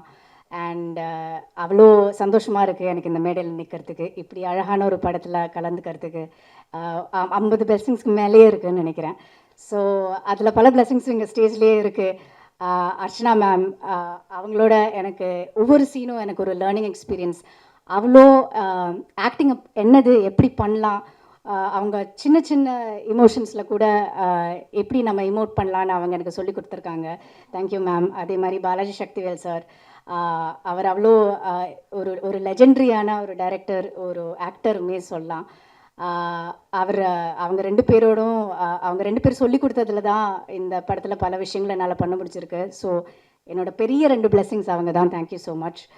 அதுக்கப்புறம் நம்ம டைரக்டர் ஷெரீஃப், இவ்வளோ பியூட்டிஃபுல்லாக எல்லா ஹார்ட்டையும் டச் பண்ணுற மாதிரி ஒரு படம் அவர் எடுத்திருக்காரு. அது 5th நீங்களும் புரிஞ்சுப்பீங்க எவ்வளோ அழகான படம் இதுன்னு. ஸோ அவரும் தான் I have to give a big thank you to him for choosing me. 51st ஆப்ஷனாக இருந்தாலும் ஐ ஹோப் கோயிங் ஃபார்வர்ட் இது எனக்கு ஒரு நல்ல ஆப்பர்ச்சுனிட்டியாகவே இருக்கும்னு நான் நம்புகிறேன். அண்ட் ஆப்வியஸ்லி இது நான் சொல்லி ஆகணும், கேபிஒய் பாலா அவரோட ஜென்ரலி ஒரு ஸ்பேஸ் ஷேர் பண்ணுறதே ஒரு பெரிய பிளெஸ்ஸிங். அது ஸ்க்ரீனில் கூட என்னால் ஷேர் பண்ண முடிஞ்சுது. we were able to travel together ஒரு 20-25 நாள். அவர் எப்படி இருக்கார், அவர் பர்சனாலிட்டி எப்படின்னு எனக்கு தெரிய முடிஞ்சுது. அண்ட் அவர் எப்படியெல்லாம் நீங்கள் இதில் பார்க்குறீங்களோ, இன்ஸ்டாகிராம் ரீல்ஸில் பார்க்குறீங்களோ, இதில் ஸ்க்ரீனில் பார்க்குறீங்களோ, அதே மாதிரி தான் அவர் லைஃப்பில் completely 100% original human being, very rare அப்படி ஒரு பர்சனை மீட் பண்ணுறதுக்கு. So thank you so much for the opportunity. And of course producer sir, thank you so much for giving me an opportunity to be a part of this film. And Shakti Film Factory distributionல ஒரு படம் release ஆகுது, அதில் நானும் இருக்கேன்னு கேட்கும்போது எனக்கு அவ்வளோ பெருமையாக இருக்குது. ஸோ எல்லாருக்குமே தேங்க்ஸ் தான், பிளெஸிங்ஸ் தான். அண்ட் என்னுடைய ஆல் மை ஏடிஸ் அவங்க என்னை அவ்வளோ சப்போர்ட் பண்ணி தான் இந்த படம் என்னால் பண்ண முடிஞ்சுது. ஸோ எல்லாருக்குமே, டைரக்ஷன் டீம், ப்ரொடக்ஷன் டீம் எல்லாருக்குமே ஒரு பெரிய தேங்க்யூ. இன்றைக்கி வந்திருக்கிறவங்க எல்லாருக்குமே பெரிய தேங்க்யூ. சப்போர்ட் பண்ணுங்கள், இது ஒரு ரொம்ப நல்ல படம், அதனால் நல்ல படத்தை எல்லாருமே கண்டிப்பாக சப்போர்ட் பண்ணுங்கள். தேங்க்யூ. நன்றி. அடுத்ததாக நாம் பேச அழைக்கிறோம். 45 ஆண்டுகால சினிமா வாழ்க்கையில் நினைவுகள் மலரும் நல்ல கதைகளில் மட்டுமே வந்தவர். பலருக்கும் வீடு என்றால் பல கதைகள், நினைவுகள் நினைவுக்கு வந்து போகும். ஆனால் வீடு என்று சொன்னால் நமக்கு அர்ச்சனா அம்மா மட்டும்தான் நினைவுக்கு வருவாங்க. 2 தேசிய விருதுகள் இவரின் நடிப்புக்கும் இவரின் உழைப்புக்கும். திரை உலகில் காசை தவிர்த்து நல்ல கதைகளில் மட்டுமே தன் யதார்த்தமான எளிமையான நடிப்பால் அழியாத கோலங்களாய் மக்கள் மனதில் சிம்மாசனமிட்டு அமர்ந்திருக்கும் அர்ச்சனா மேடத்தை அன்பால், அழகால், இதயமாய், இனிமையாய், உயிராய், உறவாய், வார்த்தைகளின்றி வாழ்த்துக்களோடு அழைக்கிறோம் அர்ச்சனா அம்மா அவர்களை.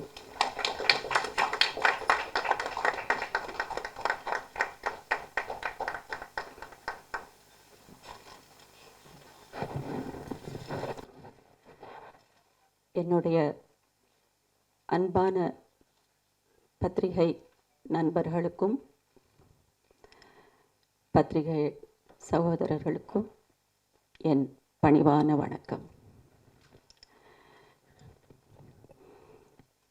மேடையில் இருக்கிற என்னுடைய தயாரிப்பாளர் ஜெய் கிரண் அவர்களுக்கு, சக்திவேல் அவர்களுக்கு நான் ரொம்ப நன்றி சொல்கிறேன்.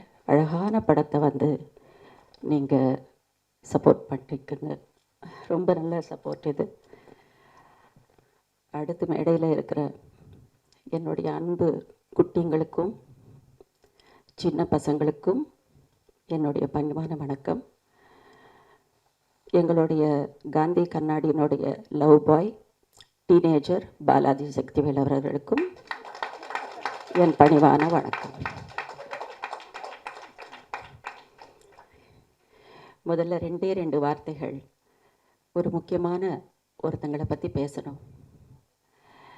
நம்ம எல்லாருமே இப்போ எந்த மண்ணில், எந்த பூமியில் இந்த நிமிஷத்தில் நம்ம நிற்கிறோம்னா, நம்மளுடைய அந்த காலத்திலேயே ஒரு சிங்கப்பெண், மிகச்சிறந்த பெண் யார் அப்படின்னா பானுமதி அம்மா அவர்கள்.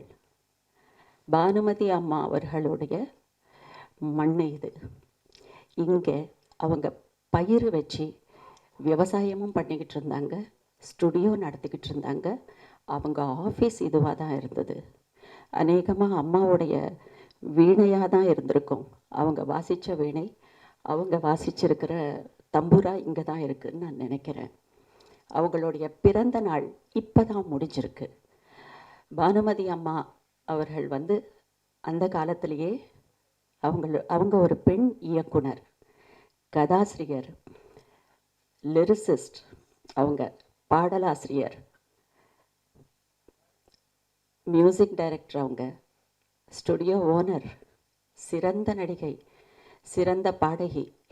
பாடல்களில் கூட அவங்க வந்து கர்நாடிக்கு மட்டும்தான் இல்லாமல் ஹிந்துஸ்தானியும் கற்றுக்கொண்டு ஹிந்துஸ்தானியையும் அவங்க தான் அவங்க குரலில் பாடினவங்க.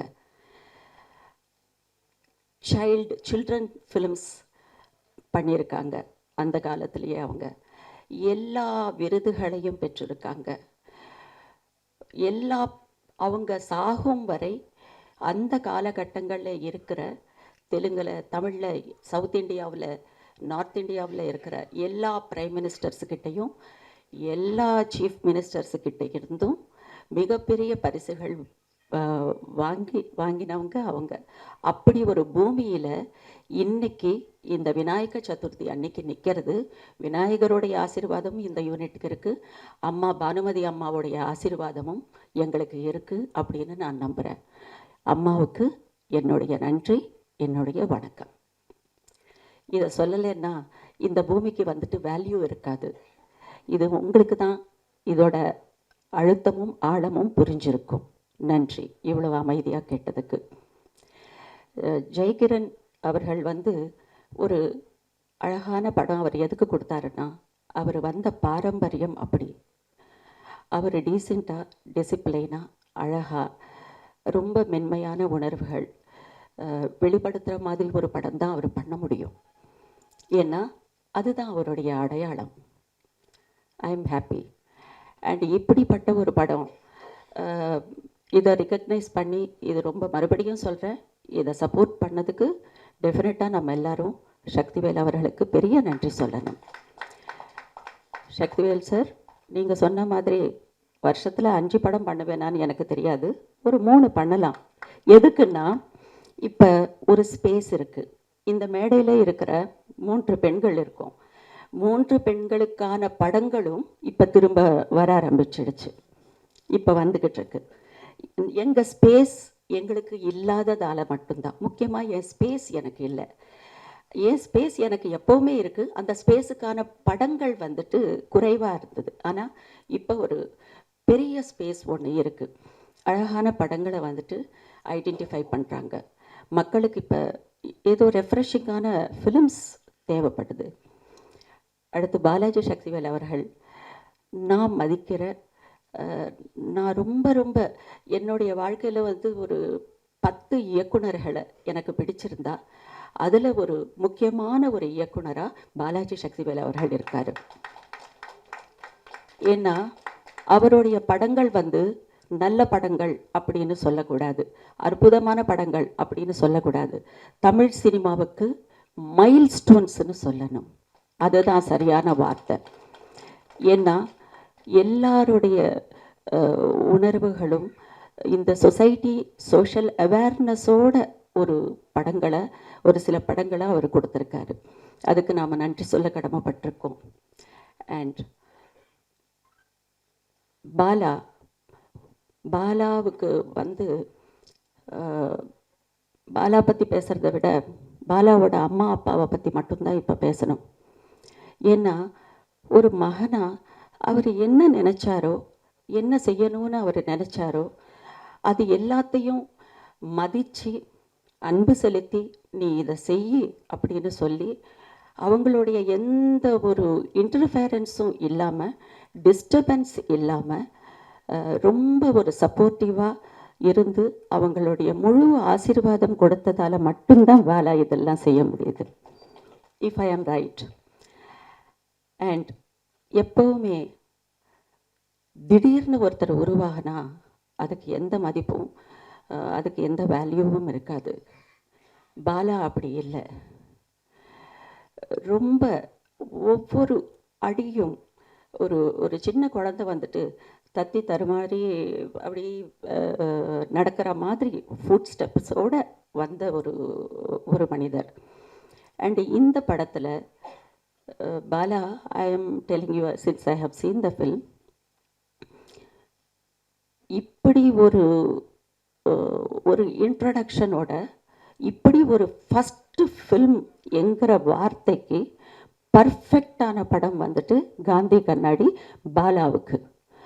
அதாவது திடீர்னு ஒரு 2 பாட்டு 3 ஃபைட்டு, இதுலேயும் பாடல்கள் இருக்குது, ஜனரஞ்சகமான பாடல்கள் இருக்குது, இதுலேயும் ஃபைட் இருக்குது, இதுலேயும் காமெடி இருக்குது, இதுலேயும் சென்டிமெண்ட்ஸ் இருக்குது, எல்லாமே இருக்குது காந்தி கண்ணாடியில்.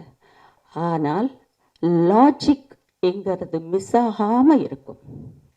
இது ஜனரஞ்சகமாக ஏதோ செஞ்சு ஓட விட்டுறணும் என்கிற நோக்கத்தை விட முதல்ல ஒரு நல்ல படமும் கொடுத்து அதுக்கப்புறம் இது வந்துட்டு ஆடியன்ஸை ரீச் ஆகணும் என்கிற அந்த இன்டென்ஷன் ரொம்ப ஜாஸ்தியாக இருக்குது இதனுடைய இயக்குனர் ஷரீஃப்க்கு. அதனால தான் பாலாவுக்கு வந்துட்டு இது ஒரு அற்புதமான ஒரு வரவேற்பு கொடுக்கக்கூடிய ஒரு படம். And Sharif, you have given Bala common மேனில் இருந்து கம்ப்ளீட் மேன் வரைக்கும் பாலாவை ஃபஸ்ட்டு படத்துலையே யூஸ் பண்ணிட்டாரு ஷரீஃப். காமன் மேனாக ஸ்டார்ட் பண்ணுறாரு அவருடைய லைஃபு. அதுக்கப்புறம் படம் முடிகிற நேரத்தில் he is a complete man. And ரொம்ப சர்ப்ரைசிங்கான எமோஷன்ஸ் இருக்குது இந்த படத்தில். பாலாவுக்கு எல்லாமே இருக்குது. ஒரு மனித வாழ்க்கையில் ஒரு அடிப்படை மனிதன் அவனுடைய வாழ்க்கை ஸ்டார்ட் பண்ண நிமிஷத்துல இருந்து என்னென்ன மாதிரி என்னென்ன மூட்ஸு, என்னென்ன சென்டிமெண்ட்ஸு, என்னென்ன இருக்குமோ அத்தனை டைமென்ஷன்ஸும் இதில் இருக்குது. இது எனக்கு ரொம்ப சந்தோஷத்தை கொடுத்தது என்னென்னா, பாலா விஷயத்தில் ஃபஸ்ட்டு 10 minutes பாலா ஒரு மாதிரி இருப்பார் படத்தில். அடுத்த 10 minutes அதுக்கு மேலே இருப்பார். படம் முடிகிறப்ப he is a complete hero. அது கிடச்சிருக்கு. And you have done your best and best. சந்தேகமே இல்லை இதில். பிகாஸ் அவங்க பார்க்க போகிறாங்க இல்லையா, நான் ஏதாவது தவறாக சொன்னால் அவங்க பார்க்க போகிறாங்க உங்களை. முக்கியமாக ஒரு ஃபைட் வர்ற அந்த நேரத்தில் 75% ஆஃப் த ஃபிலிமில் அங்கே இருந்து உங்கள் டேக் ஆஃப் வந்து என்னமோ முதல் படம் மாதிரி இல்லை. It's a very professional work. ஒரு 10-15 படங்கள் பண்ண ஒரு ஹீரோவோட மெச்சூரிட்டி உங்களுக்குள்ள தெரிஞ்சுது. I am very happy. And in your future please choose the stories. That is very important. இன்னைக்கு வரைக்கும் கூட கவிதா என்னை பற்றி இவ்வளோ வரிகள் பேசியிருக்காங்க அப்படின்னு சொன்னால் என்னுடைய ஸ்ட்ரகிள் தான் கவிதா பேசியிருக்காங்க. பிகாஸ் 10 படம் வந்தால் 2 படம் நான் ஒத்துப்பேன். It's a very big struggle. ஒரு நல்ல படம் எங்கிறது அது ஒரு பெரிய தேடல். அது வர்றப்ப அது என்ன, அதோட ஹைட்ஸ் என்ன, அது எப்படி இருக்கும் எங்கிறது யோசிக்கிறதே வந்துட்டு இட்ஸ் எ மெச்சூரிட்டி லெவல் தான். அதுதான் நான் பாலாவை பற்றி சொன்னேன். அந்த மெச்சூரிட்டி லெவல் ரொம்ப அழகாக இருக்குது. And he is going to be a very good and refreshing actor for Tamil cinema. Definitely he is going to be a very refreshing actor, and all your services, God will bless you, and everybody will bless you. God bless you, Bala. And Namita, a very very beautiful artist. Namita அவங்க ஒரு matured artist. அவங்க என்ன கொடுத்தாலும் first அதை understanding ரொம்ப நல்லாயிருக்கும் அவங்களுக்கு. அது உள் வாங்கி அதுக்கப்புறம் தான் அவங்க நடிப்பாங்க. எப்போவுமே ஒரு ஆர்டிஸ்ட் அவங்க வயசுக்கு மீறின ஒரு மெச்சூரிட்டியோடு அவங்க நடித்தாங்கன்னா எப்படிப்பட்ட சேலஞ்சிங் ரோலாக இருந்தாலும், எப்படிப்பட்ட சேலஞ்சாக இருந்தாலும் அவங்க மீட் பண்ண முடியும். இது நான் நமிதாவில் பார்த்துருக்கேன். அண்ட் மனோஜ் அண்ட் ஆராத்யா, அவங்க 2 பேரை பற்றி என்ன பேசணும்னா அவங்கள பற்றி பேசுகிறதுக்கு ஒன்றும் இல்லை. ஏன்னா எங்களுக்கும் அவங்கள பற்றி பேசுகிறதுக்கு ஒன்றும் இல்லை, அவங்களுக்கே அவங்கள பற்றி பேசுகிறதுக்கு ஒன்றும் இல்லை. ஏன்னா படம் பார்த்ததுமே நீங்கள் பேச போகிறீங்க. ஸோ அந்த ஸ்பேஸை உங்களுக்கே நான் கொடுத்துட்றேன். நீங்கள் தான் பேசணும் அவங்கள பற்றி, எங்களுக்கு ஒன்றும் இல்லை. But very sweet children. And Amudhavanan, very sweet working with you. And தம்பி Madhan, very glad all of you helped me. And என்னுடைய இந்த படத்துக்கு என்னுடைய என்ட்ரி எப்படின்னாக்க, this executive producer of this film Uday has brought me into this film. நீங்கள் யாருங்கிறது பார்க்கணும் இல்லை. அண்ட் ஒன் மோர் திங், இந்த படத்தை பற்றி ரொம்ப மென்மையான அழகான ரொம்ப கண் சிமிட்டாத அளவுக்கு வந்துட்டு இதனுடைய விஷுவல்ஸ் கேப்சருங்கிறது ரொம்ப அழகாக இருந்தது. அதுக்கு எங்களுடைய DOP Balaji has done an excellent job for this film. ஷரீஃபுக்கு என்ன வேணுமோ அது உங்களுக்கு நல்லா தெரியும், அது தெரியறது. ரொம்ப அழகாக பண்ணீங்க இந்த ப்ராஜெக்டை, ரொம்ப அழகாக அவங்க கையில் நீங்கள் கொடுத்துருக்கீங்க. God bless you. And Sharif என்னன்னா, he is a very he is a common man. He came from the common people's viewல இருந்து வந்த ஒரு மனிதர். அவங்களுடைய pain, he went through lot of pain and he went through lot of emotions. எல்லாமே அவருக்குள்ள இருக்கு. ஒரு படைப்பாளி, ஒரு கலைஞனுக்கு அதுதானே முக்கியம். தன்னுடைய வாழ்க்கையினுடைய எக்ஸ்பீரியன்ஸ் தானே முக்கியம். அது மூலமாக தான் அவங்க படைப்புகள் வரும். இது நான் ஷரீஃபில் நான் ரொம்ப நம்புகிறேன். And Sharif he himself actually அவர் இந்த ரூரல் ஏரியாஸ்குள்ளே போய் இந்த மயிலாட்டம், ஒயிலாட்டம், தெருக்கூத்து, இந்த மாதிரி பல விஷயங்களை வந்து அவர் சின்ன வயசில் கற்றுக்கிட்டு அதை இப்போ ஹீஸ் அ மாஸ்டர். அங்கே இருக்கிறவங்களுக்கு 3 மாதத்துக்கு ஒரு தடவை அவர் அந்த ஆக்டிங்க்கும் அண்ட் லிரிக்ஸுக்கும் எப்படி எழுதணும், எப்படி பாடணும், எப்படி ஆடணும், இது எல்லாமே கூட he's training the students. And they are doing some short films. He is already and Sharif ரொம்ப அழகாக டான்ஸ் ஆடுவாப்பில் அண்ட் ரொம்ப அழகாக எழுதுவார். இது already he is teaching, he is already a teacher. He is doing some courses for them. இலவசமாக அவங்களுக்கு நிறைய பயிற்சி கொடுக்குறாரு. ஸோ இப்படிப்பட்ட ஒரு எண்ணங்களோட காமன் பீப்புளுக்கு வந்து தான் மாத்திரமே வந்துட்டு கிடைச்ச ஒரு ஆப்பர்ச்சுனிட்டியை யூஸ் பண்ணிக்கிட்டு வர்றதில்ல. He is doing lot of services in his own way. So that's why he is a director today for such a nice and beautiful film like Gandhi Kannadi. Thank you so much, Sharif. I'm so happy. It's a very pleasant film that you have given us. My very best wishes and God bless you. எங்கள் love பாயை பற்றி சொல்கிறதுக்கு ஒன்றும் இல்லை, படம் பார்த்துட்டு நீங்களே பேசிக்கங்க. Thank you. Sakthivel அவர்களே.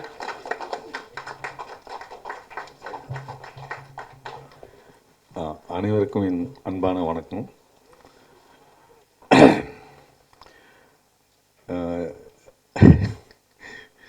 எனக்கு வந்து பிஹைண்ட் த ஸ்க்ரீன் வந்து ரொம்ப எளிது, பிஃபோர் த ஸ்க்ரீன் வந்து ரொம்ப கஷ்டம்.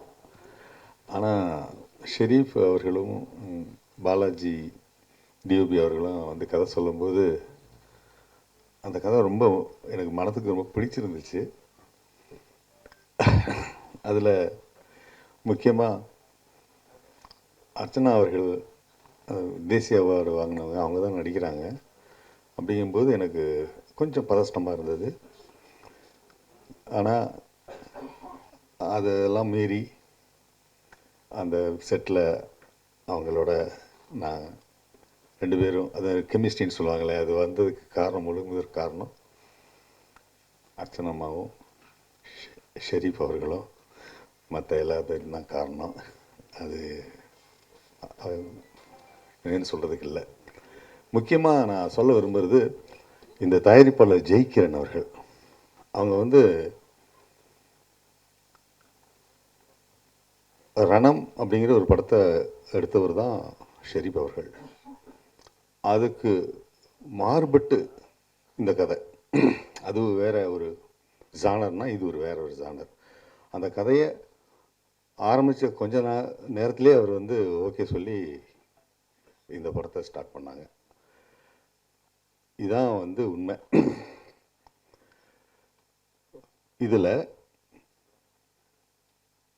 ரொம்ப எனக்கு இந்த ப்ராஜெக்டுக்குள்ளே ரொம்ப நுழையிறதுக்கு மிக முக்கியமான காரணம் கதை. இந்த டைரக்டர் அப்படி அதை மீறி பாலா கதாநாயகனாக அறிமுகமாகும்போது எனக்கு ரொம்ப ரொம்ப திருப்தியாக இருந்துச்சு. ரொம்ப ரொம்ப ரொம்ப சந்தோஷமாக இருந்துச்சு. அந்த தைரியம்தான் நான் வந்து இந்த படத்தை ரொம்ப எனக்கு வந்து உற்சாகத்தையும் உத்வேகத்தையும் கொடுத்த படம் விஷயம் அது. பாலா வந்து அவருடைய சேவைகள் வந்து இந்த உலகத்துக்கே தெரியும். அப்போவே அவர் ஹீரோ ஆகிட்டார். இப்போ இந்த படம் மூலமாக ஒரு சூப்பர் ஹீரோவாக ரியல் அது வந்து மிகப்பெரிய உயரத்துக்கு போவார். ஏன்னா அவர் உயரத்துக்கு போய் நிறைய சம்பாதிச்சார்னு சொன்னால் அவருக்கு இல்லை, அது எல்லா கோடிக்கணக்கான மக்களுக்கு அப்படிங்கிற விதத்தில் அவர் கண்டிப்பாக ஜெயிக்கணும் அப்படின்னு சொல்லி நான் ரொம்ப ரொம்ப விருப்பப்படுறேன். உங்களுக்கும் அந்த இது இருக்கும். அதனால் நீங்கள் இந்த படத்தை நீங்கள் பயங்கரமாக ஆதரிப்பீங்க அப்படின்னு சொல்லிட்டு என்னுடைய நம்பிக்கை இருக்குது. கண்டிப்பாக அடுத்து இந்த படத்தில் என்னோட பணியாற்றிய நமிதா கிருஷ்ணமூர்த்தி அவர்களும், ஆராத்யா, ஜெய்,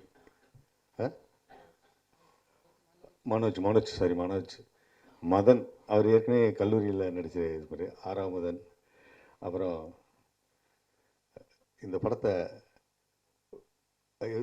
ஆறாமுதன், அமுதவானன், அதான் என்னை முன்னாடி நிற்க வச்சு பேச வச்சாலே எனக்கு கிடு இது என்னுடைய இதே இல்லை. நடிக்கிறத கட் சொன்னால் நான் ஆஃப் ஆயிடுவேன். இதில் என்ன பேசுறது தெரியாது இல்லையா? அதான் நான் வந்து ரொம்ப எனக்கு அதிகமாக மேடை பேச்சு வராது. இருந்தாலும் நான் நிறைய பேச ஆசைப்பட்றேன். ஏன்னா இந்த யூனிட்டை பற்றி, இவங்களை பற்றி இதை வெளியிடுற சக்திவேல் சார் ரொம்ப, அவர் வந்து நல்ல ஒரு ஒரு ஒரு யங் ப்ரொடியூசருக்கு, ஃபஸ்ட்டு வர ப்ரொடியூசருக்கு மிகப்பெரிய ஒரு சப்போர்ட்டாக இருக்கிறாரு. அதனால் அம்மா சொன்ன மாதிரி அவருக்கு ரொம்ப நன்றி, என்னுடைய நன்றி. ஏன்னா அவர் வெளியிடுற படங்கள் எல்லாமே குவாலிட்டியாக இருக்கும். அதை வந்து நீங்கள் வந்து நம்பிக்கையாக உள்ளே வருவீங்க. ஏன்னா தியேட்டர் உள்ளுக்குள்ளே வந்தால் தானே வந்து அந்த படம் வந்து நல்ல படம் அப்படின்னு சொல்லி சொல்ல முடியும். நாங்கள் பார்த்துட்டு நல்ல படம் நாங்கள் சொல்லலாம். ஆனால் தியேட்டரில் அதற்கு முக்கியமாக காரணம் சக்தி வேல் அவர்கள். ரொம்ப நன்றி சார். இந்த மாதிரி வந்து இது பாலாங்கிறது வந்து எனக்கு உண்மையிலே அம்மா சொன்ன மாதிரி அந்த பெத்த அம்மா அப்பா, அவங்க அப்பாவோட நானும் ஒரு நாள் நல்லா பழகியிருக்கேன் நான் உங்கள்கிட்ட. அந்த மாதிரியான ஒரு குணம் வந்து சுயம்பு மாதிரி அவருக்கு வந்து அந்த உதவுற குணம் கர்ணன் மாதிரி அவருக்கு வந்திருக்கு. அந்த குணத்துக்காண்டியே வந்து அவரை வந்து இந்த படம் ஜெயிக்கணும்னு நான் ரொம்ப விரும்புகிறேன். நான் இதில் ஒரே ஒரு முக்கியமான விஷயம் என்னென்னு கேட்டிங்கன்னா, பாலா இந்த படத்தில் முற்றிலும் மாறுபட்ட கதாபாத்திரத்தில் நடிச்சிருக்காரு. முற்றிலும் மாறுபட்ட கதாபாத்திரத்தில் அவர் நடிச்சிருக்கிறாரு. அதனால் அந்த அவருடைய எல்லா சொன்ன மாதிரி அவருக்கு எல்லா வாய்ப்புகளும் அதில் அந்த கேரக்டரில் இருக்குது. அது வந்து கண்டிப்பாக வந்து நிச்சயம் வந்து அவர் சும்மா ஒரு வெறும் உதவி செஞ்சுட்டு போகிறவர் அப்படிங்கிறதோட பேர் இல்லாமல் சிறந்த நடிகருங்கிறத பேரும் இந்த படத்தில் கண்டிப்பாக இருக்கும் அப்படிங்கிறது அவங்களே சொல்லிட்டாங்களே, மேடமே சொன்னாங்களே, அது உண்மை. ஏன்னா நாங்கள்லாம் படம் பார்த்துட்டோம், அதனால சொல்கிறோம். இந்த காந்தி கண்ணாடி படம் எல்லா இதுக்கும் லெவலுக்கும் நீங்கள் தான் கொண்டு போகணும் அப்படிங்கிறத நான் உங்களை மன்றாடி கேட்டுக்கிறேன். நான் மற்றபடி இந்த படத்தில் எல்லாருமே, அதாவது என்ன கேட்டிங்கன்னா, இபி உதயகுமார் பாலாஜி, இவங்க எல்லாருமே இப்போ, ஏன்னா அம்மா சொல்லிட்டாங்க, இது எல்லாரும் எனக்கு முன்னாடி சொல்லிட்டாங்க. நான் இதெல்லாம் சொல்லலான்னு இருந்தேன். அவங்க சொல்லணுமே இப்போ ஃபஸ்ட் வந்துச்சு எனக்கு. அதனால் இதெல்லாம் உண்மை இது. ஆனால் ஒரே ஒரு விஷயம் சொல்கிறேன். நான் இந்த யூனிட்டில் நான் வந்து பணியாற்றி இருக்கும்போது என்ன எடுக்கணுமோ அந்த ஷெரீப் அவர்கள் வந்து கரெக்டாக பிளான் பண்ணி எந்த வேஸ்டேஜ் இல்லாமல் கனக்கச்சிதமாக குறுகிய நாளில் இவ்வளோ குவாலிட்டியோட அந்த குரூப்பு இருந்திருக்கு. அவங்க வந்து அப்படி வந்து டெடிக்கேட்டடாக பண்ணியிருக்காங்க. அதாவது காலையிலேருந்து ஷூட்டிங் ஆரம்பித்தாங்கன்னா ஒரு மழை பெஞ்சினாலும் அது பண்ண மாட்டாங்க. அதில் ஷூட் பண்ணி எவ்வளவோ திறமையான விஷயங்களை அது ரொம்ப பொறுப்போட ஒரு ப்ரொடியூசர் விரும்புகிற இயக்குனராக அவர் நான் கண்ணு முன்னாடி பார்த்தேன். அது ரொம்ப ரொம்ப சிறப்பான விஷயம். அந்த யூனிட்டே அந்த டிஓபி இவர் எல்லாம் யங்ஸ்டர், அந்த அசிஸ்டன்ட் டைரக்டர்ஸ் எல்லாமே ரொம்ப சுறுசுறுப்பாக விடிய ஷூட்டிங் எடுத்தாலும் அடுத்த நாள் சலிக்கவே மாட்டாங்க. எப்படி கேப் கொடுத்து எப்படி எடுக்கிறது அப்படிங்கிறது அந்த வித்தையெல்லாம் ரொம்ப அருமையாக நேச்சுரலாக அவருக்கு வருது. சில பேருக்கு கிராஃப்ட்ஸ்மேன்ஷிப் நல்லா இருக்கும் அப்படிம்பாங்க. அது வந்து ஷெரீஃபுக்கு இருக்குது. அதனால் இந்த படத்தில் நான் ஒர்க் பண்ணுறது எனக்கெல்லாம் இதெல்லாம் கட் அவுட்லாம் வச்சதெல்லாம் எனக்கு ரொம்ப கூச்சமாக இருக்குது. இருந்தாலும் என்னன்னு தெரியல. ஒருவேளை அதுக்காண்டி நான் வந்து ஜால்ரா போடுறேன்னான்னு நீங்கள் நினச்சிடக்கூடாது. அதனால தான் நான் ரொம்ப பதஷ்டமாக இருக்குது எனக்கு. ரொம்ப அருமையான டைரக்டரு, ரொம்ப அருமையான கதை, ரொம்ப அருமையான ப்ரொடியூசரு, எல்லாரும் நல்லவங்க. அதனால் இந்த படம் கண்டிப்பாக ஜெயிக்கும் அப்படிங்கிற நம்பிக்கையோட உங்கள் வாழ்த்துக்களோட நான் விடைபெறுகிறேன். நன்றி. எனக்கு நன்றி சார். அமுதவாணன் என்னன்னு தெரியல, உங்களுக்கு பழி வாங்கணும்னு நினைச்சிட்டு பேசுறது எடுத்து கொடுத்துட்டே இருக்காரு. அடுத்ததாக நாம் பெலி காயப்பட்டவர்களுக்கே தெரியும் என்பது போல் இவருக்கு அதிகம் தெரியும். வருவாய்க்கு போஸ்டர் ஒட்டியவர். இன்று இவர் பட போஸ்டரே பலருக்கு வருவாயை தந்திருக்கிறது. வறுமை என்ற நோய் விலக வேண்டுமானால் உழைப்பு என்ற மருந்தை கொடுக்க வேண்டும். அப்படி நாள்தோறும் உழைத்தவர், பிழைத்தவர். ஆயுளின் கடைசி நிமிடத்தில் இவருக்கும் கடவுள் கை கொடுப்பார் என்ற வாழ்த்துக்களோடு பெரும் பரவச பேரின்பத்தோடு அழைக்கிறேன் காந்தி கண்ணாடி இயக்குனர் ஷெரீப் அவர்களை.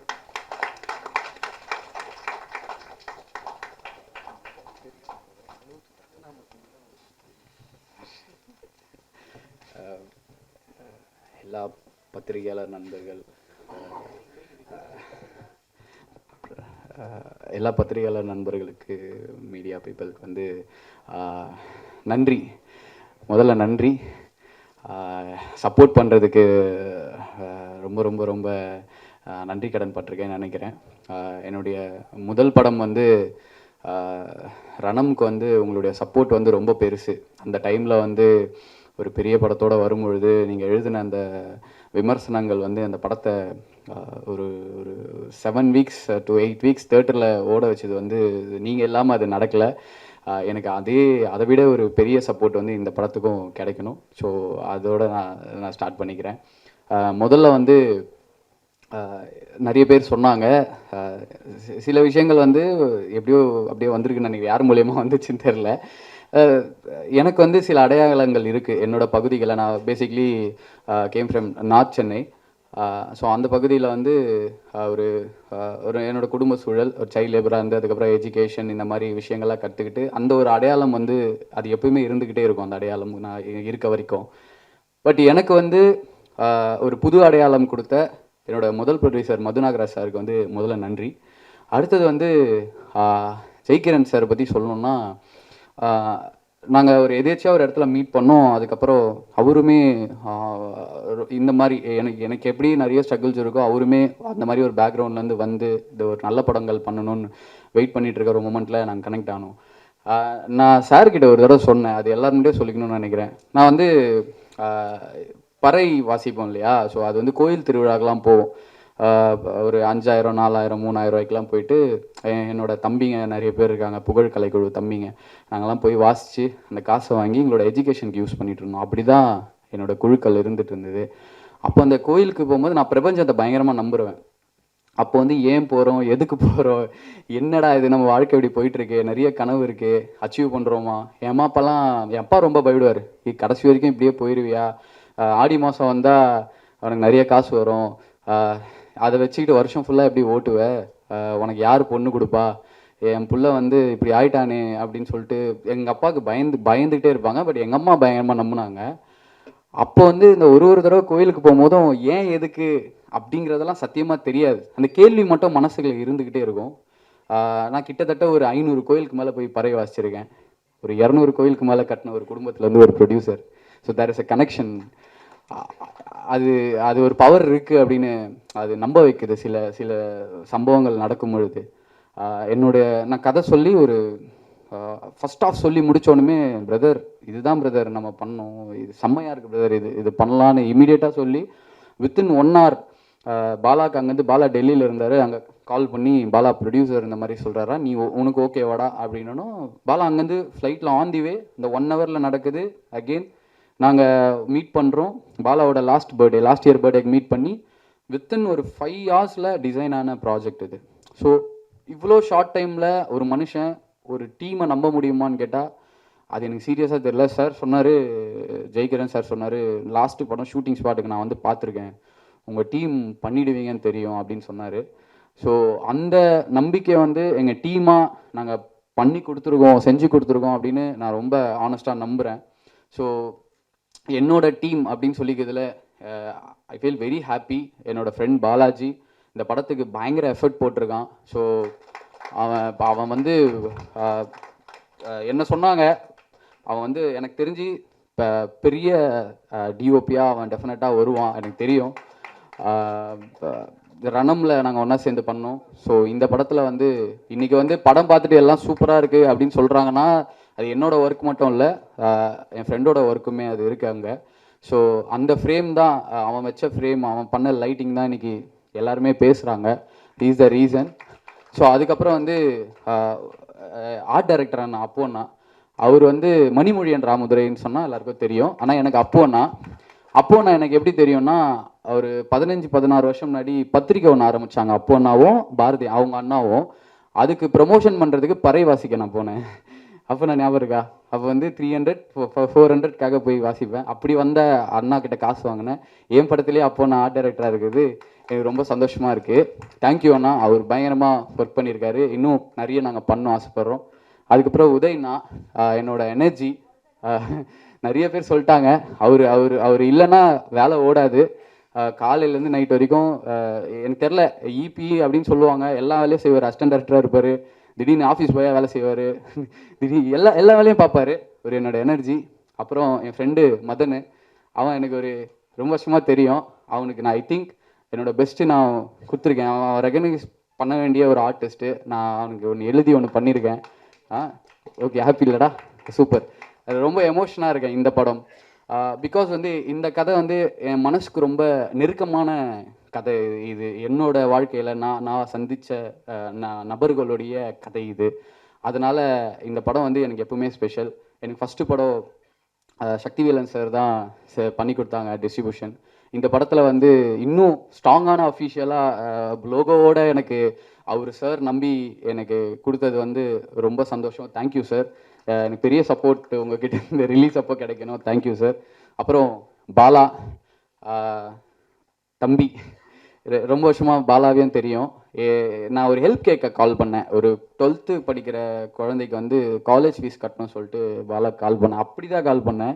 அப்போ படம் ரிலீஸ் ஆகி ஒரு 2 மாதம் ஐ திங்க் அந்த ஆல்மோஸ்ட் அந்த 40 days டைமில் கால் பண்ணியிருக்கும் போது, எப்படா இருக்கேன், நல்லா இருக்கியா அப்படின்னு பேசிட்டு ரொம்ப வருஷம் கழிச்சு பேசணும். ஆனால் இந்த மாதிரி நான் ரணம் கேள்விப்பட்டேன், சூப்பர்ண்ணா அப்படின்னு பேசும்போது, என்னடா பண்ணுறேன்னு கேட்டால், இந்த மாதிரி நான் ட்ரை பண்ணிகிட்டு இருக்கேன் அப்படின்னா, சரிடா சொல்கிறா, நான் கதை சொல்கிறேன்னு சொன்னேன். அப்போ பாலா கேட்ட விஷயம் வந்து, என்னெல்லாம் வச்சு நீ படம் பண்ணுவியான்னு கேட்டான். ஏன் கேட்டாலாம் எனக்கு தெரியாது. டேய் நம்ம ஆல்ரெடி பேசுனது தானடா அப்படின்னு சொல்லிட்டு தென் நாங்கள் ஸ்டார்ட் ஆன மூவி தான். பாலா பற்றி நிறைய பேருக்கு நிறைய விஷயங்கள் தெரியும். எல்லாருமே எல்லாத்தையும் சொல்லிட்டாங்க. அதான் சொல்லாத விஷயம் 2-3 மட்டும் நான் சொல்லிக்கலாம் பாலா பற்றி. எனக்கு தெரிஞ்சு ஒரு சிறந்த மனிதர், அதுதான் முதல்ல. அவனுக்குன்னு எதுவுமே எடுத்துக்க மாட்டான். உண்மை.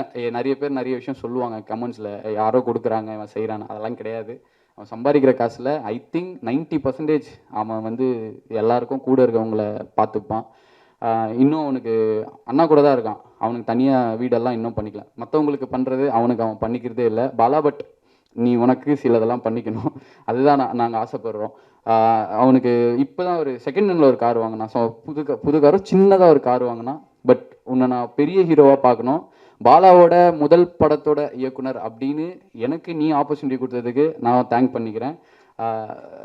He did a great job. இந்த படத்துக்கு அவள் என்ன எஃபர்ட் பண்ணமோ 50 கிலோவில் இருந்தான் 4 மாசத்துல 75 கேஜி 25 கேஜி ஏற்றிட்டு வந்து இந்த படத்தில் வந்து கேமரா முன்னாடி நின்னான். நிறைய பேர் கேட்டாங்க இவனை வச்சு எப்படி பண்ண போகிற, ஒல்லியாக இருக்கான் இப்படி இருக்கான். அதுதான் அந்த டீசரோட ஐடியாலஜி. எப்படி பண்ணுவேன் கேமராவில் ஃப்ரேமில் நல்லா இருக்க மாட்டானேன்னு என்கிட்ட பர்சனலாக பேசியிருக்காங்க நிறைய பேர்.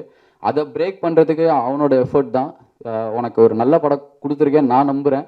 Thank you so much. ஹீரோயின் அதை சொன்னாங்களே நிறைய 50 பேர் ரிஜெக்ட் பண்ணாங்கன்னு. There is a lot of reasons. அவங்களுக்கு அது நியாயமான காரணங்களாக இருக்கலாம், அதை நம்ம தவறே சொல்ல முடியாது. பட் இந்த கதையை நம்பி நடித்த நமிதாவுக்கு வந்து ரொம்ப தேங்க்ஸ். அதுக்கப்புறம் அர்ச்சனாம்மா, அம்மா மிரட்டிட்டீங்கம்மா. நடிக்கிறதுக்குனே ஒரு பொறப்பு பிறந்தா யாருன்னா நான் சொல்லிக்கிட்டே இருப்பேன் எல்லாருக்கிட்டையும். என்ன பர்ஃபார்மன்ஸ் பா. நான் வந்து கொடுத்து வச்சவன் இந்த ஒரு பொறப்பு தான்.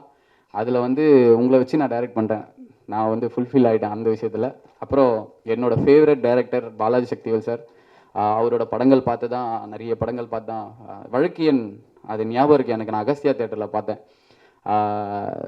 எப்பட்றா அப்படின்னு சொல்லிட்டு நிறைய சொன்னாங்க. 5Dயில் பண்ணாங்க, சின்ன கேமராவில் பண்ணாங்க, ஒரு சின்ன யூனிட்டில் பண்ணாங்கன்னு அப்போது பத்திரிக்கையில் எழுதி படித்த ஞாபகம். சார் என்ன படம் அது, அதெல்லாம் பார்த்து இன்ஸ்பயர் ஆகின்னு தான் வந்தோம். ஸோ 2 நேஷ்னல் அவார்டு லெஜெண்ட்ஸ் அவங்க கூட நான் ஒர்க் பண்ணதில் எனக்கு ரொம்ப சந்தோஷம். என்னுடைய க்ரூ, அதுக்கப்புறம் எடிட்டர் சிவானந்தீஸ்வரன் சார். அவர் வந்து தீரன் அதிகாரம் 1, அதுக்கப்புறம் வந்து வடக்குப்பட்டி ராமசாமி, டெடி நிறைய படங்கள் அவர் பண்ணியிருக்காரு. இந்த படத்தில் ஒன்று பண்ணியிருப்பார். நான் ஸோ அவர் எப்படி ஆசைப்பட்றேன்னா தீரன் சிவநந்தீஸ்வரன் மாதிரி காந்தி கண்ணாடி அப்படின்னு மாறணும். அவர் இந்த படத்துக்கு பயங்கரமான எஃபர்ட் போட்டிருக்காரு. எனக்கு ஒரு அண்ணன் மாதிரி அவர் இங்கே வரல, ஒர்க்கு போயிட்டுருக்கு, ஃபைனல் அவுட்புட்டில் இருக்கும், அதனால் அண்ணா வர முடியல. ஸோ அவருக்கு ரொம்ப நன்றி. விவேக் மெர்வின் நல்ல சாங்ஸ் கொடுத்துருக்காங்க. பேக்ரவுண்ட் ஸ்கோரை பற்றி நான் பேச மாட்டேன், படம் வந்தோன்னே டெஃபினட்டாக எல்லோரும் பேசுவீங்கன்னு நம்புகிறேன். எல்லாருமே ஹார்ட் ஒர்க் பண்ணியிருக்கோம். ரொம்ப ட்ரூத்ஃபுல்லாக ஃப்ரம் அவங்க ஹார்ட்லேருந்து ஒரு ஒரு ரொம்ப ஆத்மார்த்தமான வேலை செஞ்சுருக்கோம் இந்த படத்துக்காக. பிகாஸ் வந்து இது என் கனவு படம் அப்படிங்கிறத வந்து அவங்க அக்செப்ட் பண்ணிட்டு பண்ணுறதெல்லாம் எங்கே நடக்கும்னு தெரியல.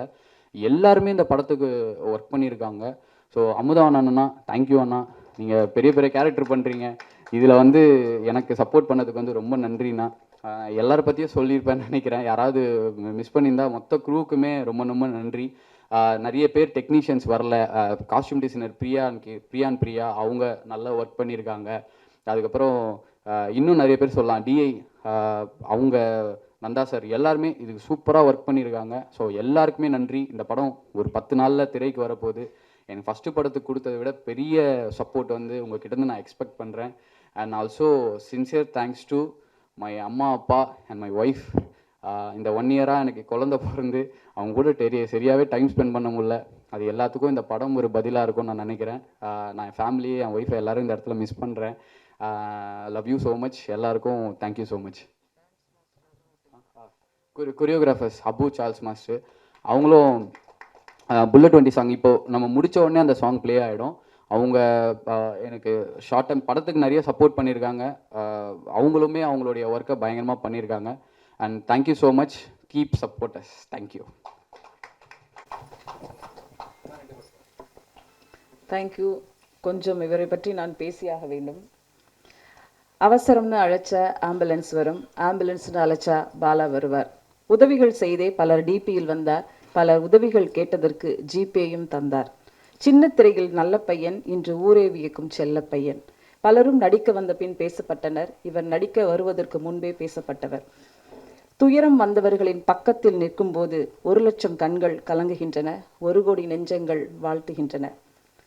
நிஜத்தில் நடிக்க தெரியாத பாலா திரையில் மாபெரும் நடிகனாக வலம் வருவார். எதிர்பாராததை எதிர்பாருங்கள். அழைக்கிறோம் கதையின் நாயகனாக அறிமுகமாகும் காந்தி கண்ணாடி பாலா அவர்களை.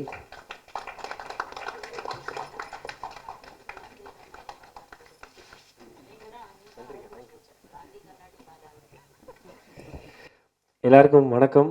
ரொம்ப ரொம்ப நன்றி. ஆக்சுவலாக கவிதாக்கா உங்களுடைய வார்த்தைகளுக்கு ரொம்ப ரொம்ப நன்றி. இன்றைக்கி எனக்கு என்ன சொல்கிறதுனே தெரியல. நான் எப்பயுமே நிறைய ப்ரெஸ் மீட்லாம் ஹோஸ்ட் பண்ணியிருக்கிறேன். ஸோ வரும்போது ரொம்ப ஜாலியாக என்ன பண்ண போகிறோம் ப்ரிப்பேர் பண்ணிட்டு என்ன யாராவது எப்படி கூப்பிட போகிறோம் அப்படின்னு நிறைய யோசிச்சு வருவேன். ஆனால் இன்றைக்கி நான் ரொம்ப வாசல் வரைக்கும் நல்லா வந்தேன். அதுக்கப்புறம் பார்த்தா அடி வயிற்றில் அயன் பாக்ஸ் வச்சு தேய்க்கிற மாதிரி எனக்கே பயம் வந்துச்சு. ஐயோ நம்ம படமா, நம்ம நடிச்ச படமா அப்படின்னு சொல்லிட்டு பேனர்லாம் பார்க்கும்போது ஒரு பயம் வந்துச்சு. ரொம்ப என்ன பேசுகிறதே தெரியல. பட் ஒன்றே ஒன்று நான் முதல்ல சொல்லணும்னு நினைக்கிறேன். நான் இங்கே இருக்கிறேன்னா அதுக்கு முக்கியமான காரணம் இங்கே வந்திருக்கிற ப்ரெஸ் அண்ணன், மீடியா அண்ணன்கள் தான். ஏன்னா நம்ம பண்ணுற விஷயத்த கரெக்டாக போய் சேர்க்குறது. ஃபார் எக்ஸாம்பிள் ஒரு சின்ன ஒரு இன்டர்வியூவாக இருக்கட்டும், நிறைய விஷயங்களாக இருக்கட்டும், எல்லாத்தையும் என்னை பற்றி பாசிட்டிவாக இருந்த விஷயங்கள் தான் என்னை கொண்டு வந்து நிப்பாட்டிருக்குன்னு நம்புகிறேன். அப்புறம் தமிழ்நாட்டு மக்களுக்கு ரொம்ப ரொம்ப நன்றி. அனைவருக்கும் பாவம் தொட்டு நன்றிகள். கவிதாக்கா ரொம்ப ரொம்ப நன்றிக்கு. அவங்க வார்த்தைகளுக்கு நான் என்ன சொல்கிறதே தெரியல. உண்மையிலே ப்ரெஸ் மீட்டிங் பிரியா மோகன்னே சொல்லலாம். அக்காவை பற்றி நிறைய நான் அப்படி தான் சொல்லுவேன் அக்கா கிட்ட. ஆமாம், உண்மையிலே நிறைய சொல்லுவேன். ஏன்னா அவங்க அந்த அக்கா கூட நான் ஹோஸ்ட் பண்ணியிருக்கிறேன், எனக்கு தெரியும். அவங்க அக்காவோட மனசு வந்து ரொம்ப ரொம்ப வெள்ளை. ரொம்ப நன்றிக்கா, தேங்க்யூ. காந்தி கண்ணாடி எல்லாருமே சொல்லிட்டாங்க. பட் என் பாயிண்ட் ஆஃப் வியூவில் நான் வந்து சில விஷயங்கள் சொல்லணும்னு நினைக்கிறேன். இந்த படம் வந்து எனக்கு எப்படின்னா, வேடிக்கை பார்த்தவனுக்கு வேர்ல்டு கப் கொடுத்த மாதிரி தான் எனக்கு இந்த படம். ஏன்னா நான் வந்து இப்படிலாம் படம் பண்ணுவேன்று கனவுல கூட நினச்சி பார்த்துருக்க மாட்டேன்னு சொல்லுவாங்க. அந்த கனவுல கூட இப்படி நடக்காதுன்ற விஷயம், அதெல்லாம் தாண்ட ஒரு விஷயம் இருந்தால் இந்த காந்தி கண்ணாடி எனக்கு அமைஞ்சதுன்னு நான் சொல்லுவேன். ஏன்னா முதல்ல எந்த ஒரு இதுவுமே இல்லாமல் காரைக்கால் அப்படிங்கிற ஒரு ஊரில் தான் நான் பிறந்தேன் வளர்ந்தேன். அதெல்லாம் தாண்டி ஒருத்தர் கொடுத்த நம்பிக்கையில் தான் என்னால் இங்கே நிற்க முடியுது. எப்படி எங்கள் அப்பா அம்மாவுக்கு வந்து நன்றி சொல்லணும், அதே மாதிரி எந்த ஒரு இதுவுமே இல்லாமல் இங்கே நான் நிற்கிறேன், இப்படி நான் உங்கள்கிட்ட பேசுகிறேன். காரைக்கால் பாலா டு காந்தி கண்ணாடி பாலாவுக்கு முக்கியமான காரணம் அமுதவாணன் அண்ணன் தான். அவர் தான் எல்லாமே. நமக்கு வந்து ஓப்பனிங்லேருந்து இப்போ வரைக்கும் இந்த பாலா வந்து இப்படி பேசுகிறான், எல்லாமே பண்ணுறான் அப்படின்னா அது அவர் தான் காரணம். யார் என்னன்னு தெரியாத ஒரு பையனை வந்து இப்போ நிறையா சொல்கிறாங்க, இந்த மனித மத பற்றிலாம் பேசும்போது யார் என்னன்னு தெரியாத பையனை அந்த அன்பை மட்டும் வச்சு ஒருத்தனை வந்து நம்ம பார்த்துக்கணும், அவன் நல்லா வரணும்னு நினைக்கிறதுல அவர் தான் எனக்கு ஃபஸ்ட்டு. ஸோ அவர் தான் வந்து எந்த எதிர்பார்ப்பும் இல்லாமல் என்னை எடுத்து கிட்டத்தட்ட ஒரு 11-12 வருஷமாக நான் அண்ணன் கூட தான் இருக்கிறேன். ஸோ அவர் இல்லைன்னா நான் இல்லைங்க. ஸோ அவருக்கு ஃபர்ஸ்ட் ஆஃப் ஆல் நன்றிங்க, ரொம்ப நன்றி. நன்றியை தாண்டி எவ்வளோ வார்த்தைன்னு சொல்லலாம். அப்புறம் அண்ணனோட மனைவி ராஜேஸ்வரி அக்காவுக்கும் நன்றி சொல்லிகிட்டே இருக்கலாம். அதெல்லாம் தாண்டி அப்புறம் கலக்கப்போதியாரில் பண்ணோம். ஸோ அப்புறம் கொஞ்சம் கொஞ்சமாக வந்தோம். அதெல்லாம் தாண்டி நிறைய ரிஜெக்ஷன்ஸ்லாம் வந்திருக்கு, எல்லாருக்குமே வரது தான். அப்புறம் விஜய் டிவியில் பண்ணதுக்கப்புறம் நிறைய படங்கள் நான் நடிச்சிருக்கிறேன். கிட்டத்தட்ட ஒரு 18-19 படங்கள் நடிச்சிருக்கிறேன். அந்த படங்கள் வந்து நடிப்பேன். பட்டு அதில் ஒரு 11-12 படங்கள் வந்து நடிச்சிருப்பேன், நான் படத்தில் வந்திருக்காது. அப்போ எங்களும் ஒரு கேள்வி இருக்கும், என்ன நம்ம இது ஐயோ ஏன்னா நடிக்கிறோம் எதுவுமே வரலன்னா, அப்போ வந்து இல்லைப்பா ஒரு காமெடி ஆர்டிஸ்ட் கொஞ்சம் ஃபேஸ் வேல்யூவாக இருக்காங்க, அவங்க எந்த போர்ஷன் வச்சுலாம், ஸோ இது அது கொஞ்சம் எடுத்து தூக்கிடுவாங்க அப்படிங்கிற மாதிரி சொல்லுவாங்க. அவங்க பண்ணது கரெக்டு தான், அவங்களும் தப்பு சொல்ல மாட்டேன். ஸோ அவங்க நிறைய யோசிப்பேன், டைட்டில் கார்டில் நம்ம பேர் இருக்கோம், ஆனால் படத்தில் நம்ம இருக்க மாட்டோமே அப்படின்னு சொல்லி நிறைய யோசிச்சிருக்கேன், நிறைய ஃபீல் பண்ணியிருக்கேன். அப்போ வந்து ரொம்ப யோசிப்பேன். அப்போ நானும் ஷெரீஃப் அருணும் ஒரு படம் வந்து ஒர்க் பண்ணோம். அவர் வந்து அந்த படத்தில் கோ டைரக்டராக இருந்தார், நான் வந்து அதில் சைட் ஆர்டிஸ்ட்டாக இருந்தேன். அப்போ வந்து நிறைய நாங்கள் பேசுவோம். அப்போ வந்து ரணம்லாம் பண்ணலை, ஒரு 7-8 வருஷத்துக்கு முன்னாடி இருக்குன்னு நினைக்கிறேன். அப்போ பேசும்போது என்னடா பண்ணுற அப்படின்னு கேட்பேன். இப்போ தான் விஜய் டிவி ஷூட்டிங் முடிச்சுட்டு வந்தேன், அதை நான் அப்படியே சரி வாடான்னு பேசிகிட்டு இருப்போம். பேசிகிட்டு இருக்கும்போது ஒரு நாள் என்ன ஆகிட்டு, நான் பைக்கில் தான் வருவேன், நீங்கள் மழை வந்துச்சுன்னு சொல்லிட்டு பைக்கில் வரல, கேபில் வந்தேன் ஷூட்டிங்க்கு. கேபில் வந்துட்டு போகும்போது கேப் வரல, எங்கண்ணே என்ன கிண்டியாண்டை விட்டுறேன், நான் இங்கேருந்து போயிடுறேன் கேப் போட்டு அப்படின்னு சொல்லும்போது, கிண்டியாண்டை வந்து அந்த லீ மெரிடியன் ஹோட்டல் வசதி இருக்க பிளாட்ஃபார்மில் உட்காந்து 2 பேர் டீ குடிச்சிட்டு பேசிகிட்டு இருந்தோம். அப்போ லைட்டாக மழை தூயினே இருக்குது, உட்காந்து பேசிட்டே இருக்கோம். நான் பேசியிருக்கேன், என்னடா பண்ண போகிறேன் அடுத்து அப்படின்னு. தெரிலண்ணே, அந்த விஜய் டிவியில் தான் பண்ணிகிட்ருக்கேன், ஸோ சினிமா என்ன பண்ண போகிறேன், எங்கண்ணே சைட் ஆர்டிஸ்ட்கே கூப்பிட மாட்டாங்க என்னண்ணே அப்படின்னு சொல்லும்போது அவர் சொன்னார், அதான்டா நானும் கதை எழுதிட்டு இருக்கேன், சரி இப்போ நீ டேரக்ட் பண்ண எனக்கு ஒரு காமெடியன் கேரக்டர் தெரியா அப்படின்னு சொல்லி தான் நான் அவர்கிட்ட கேட்க ஆரம்பித்தேன்.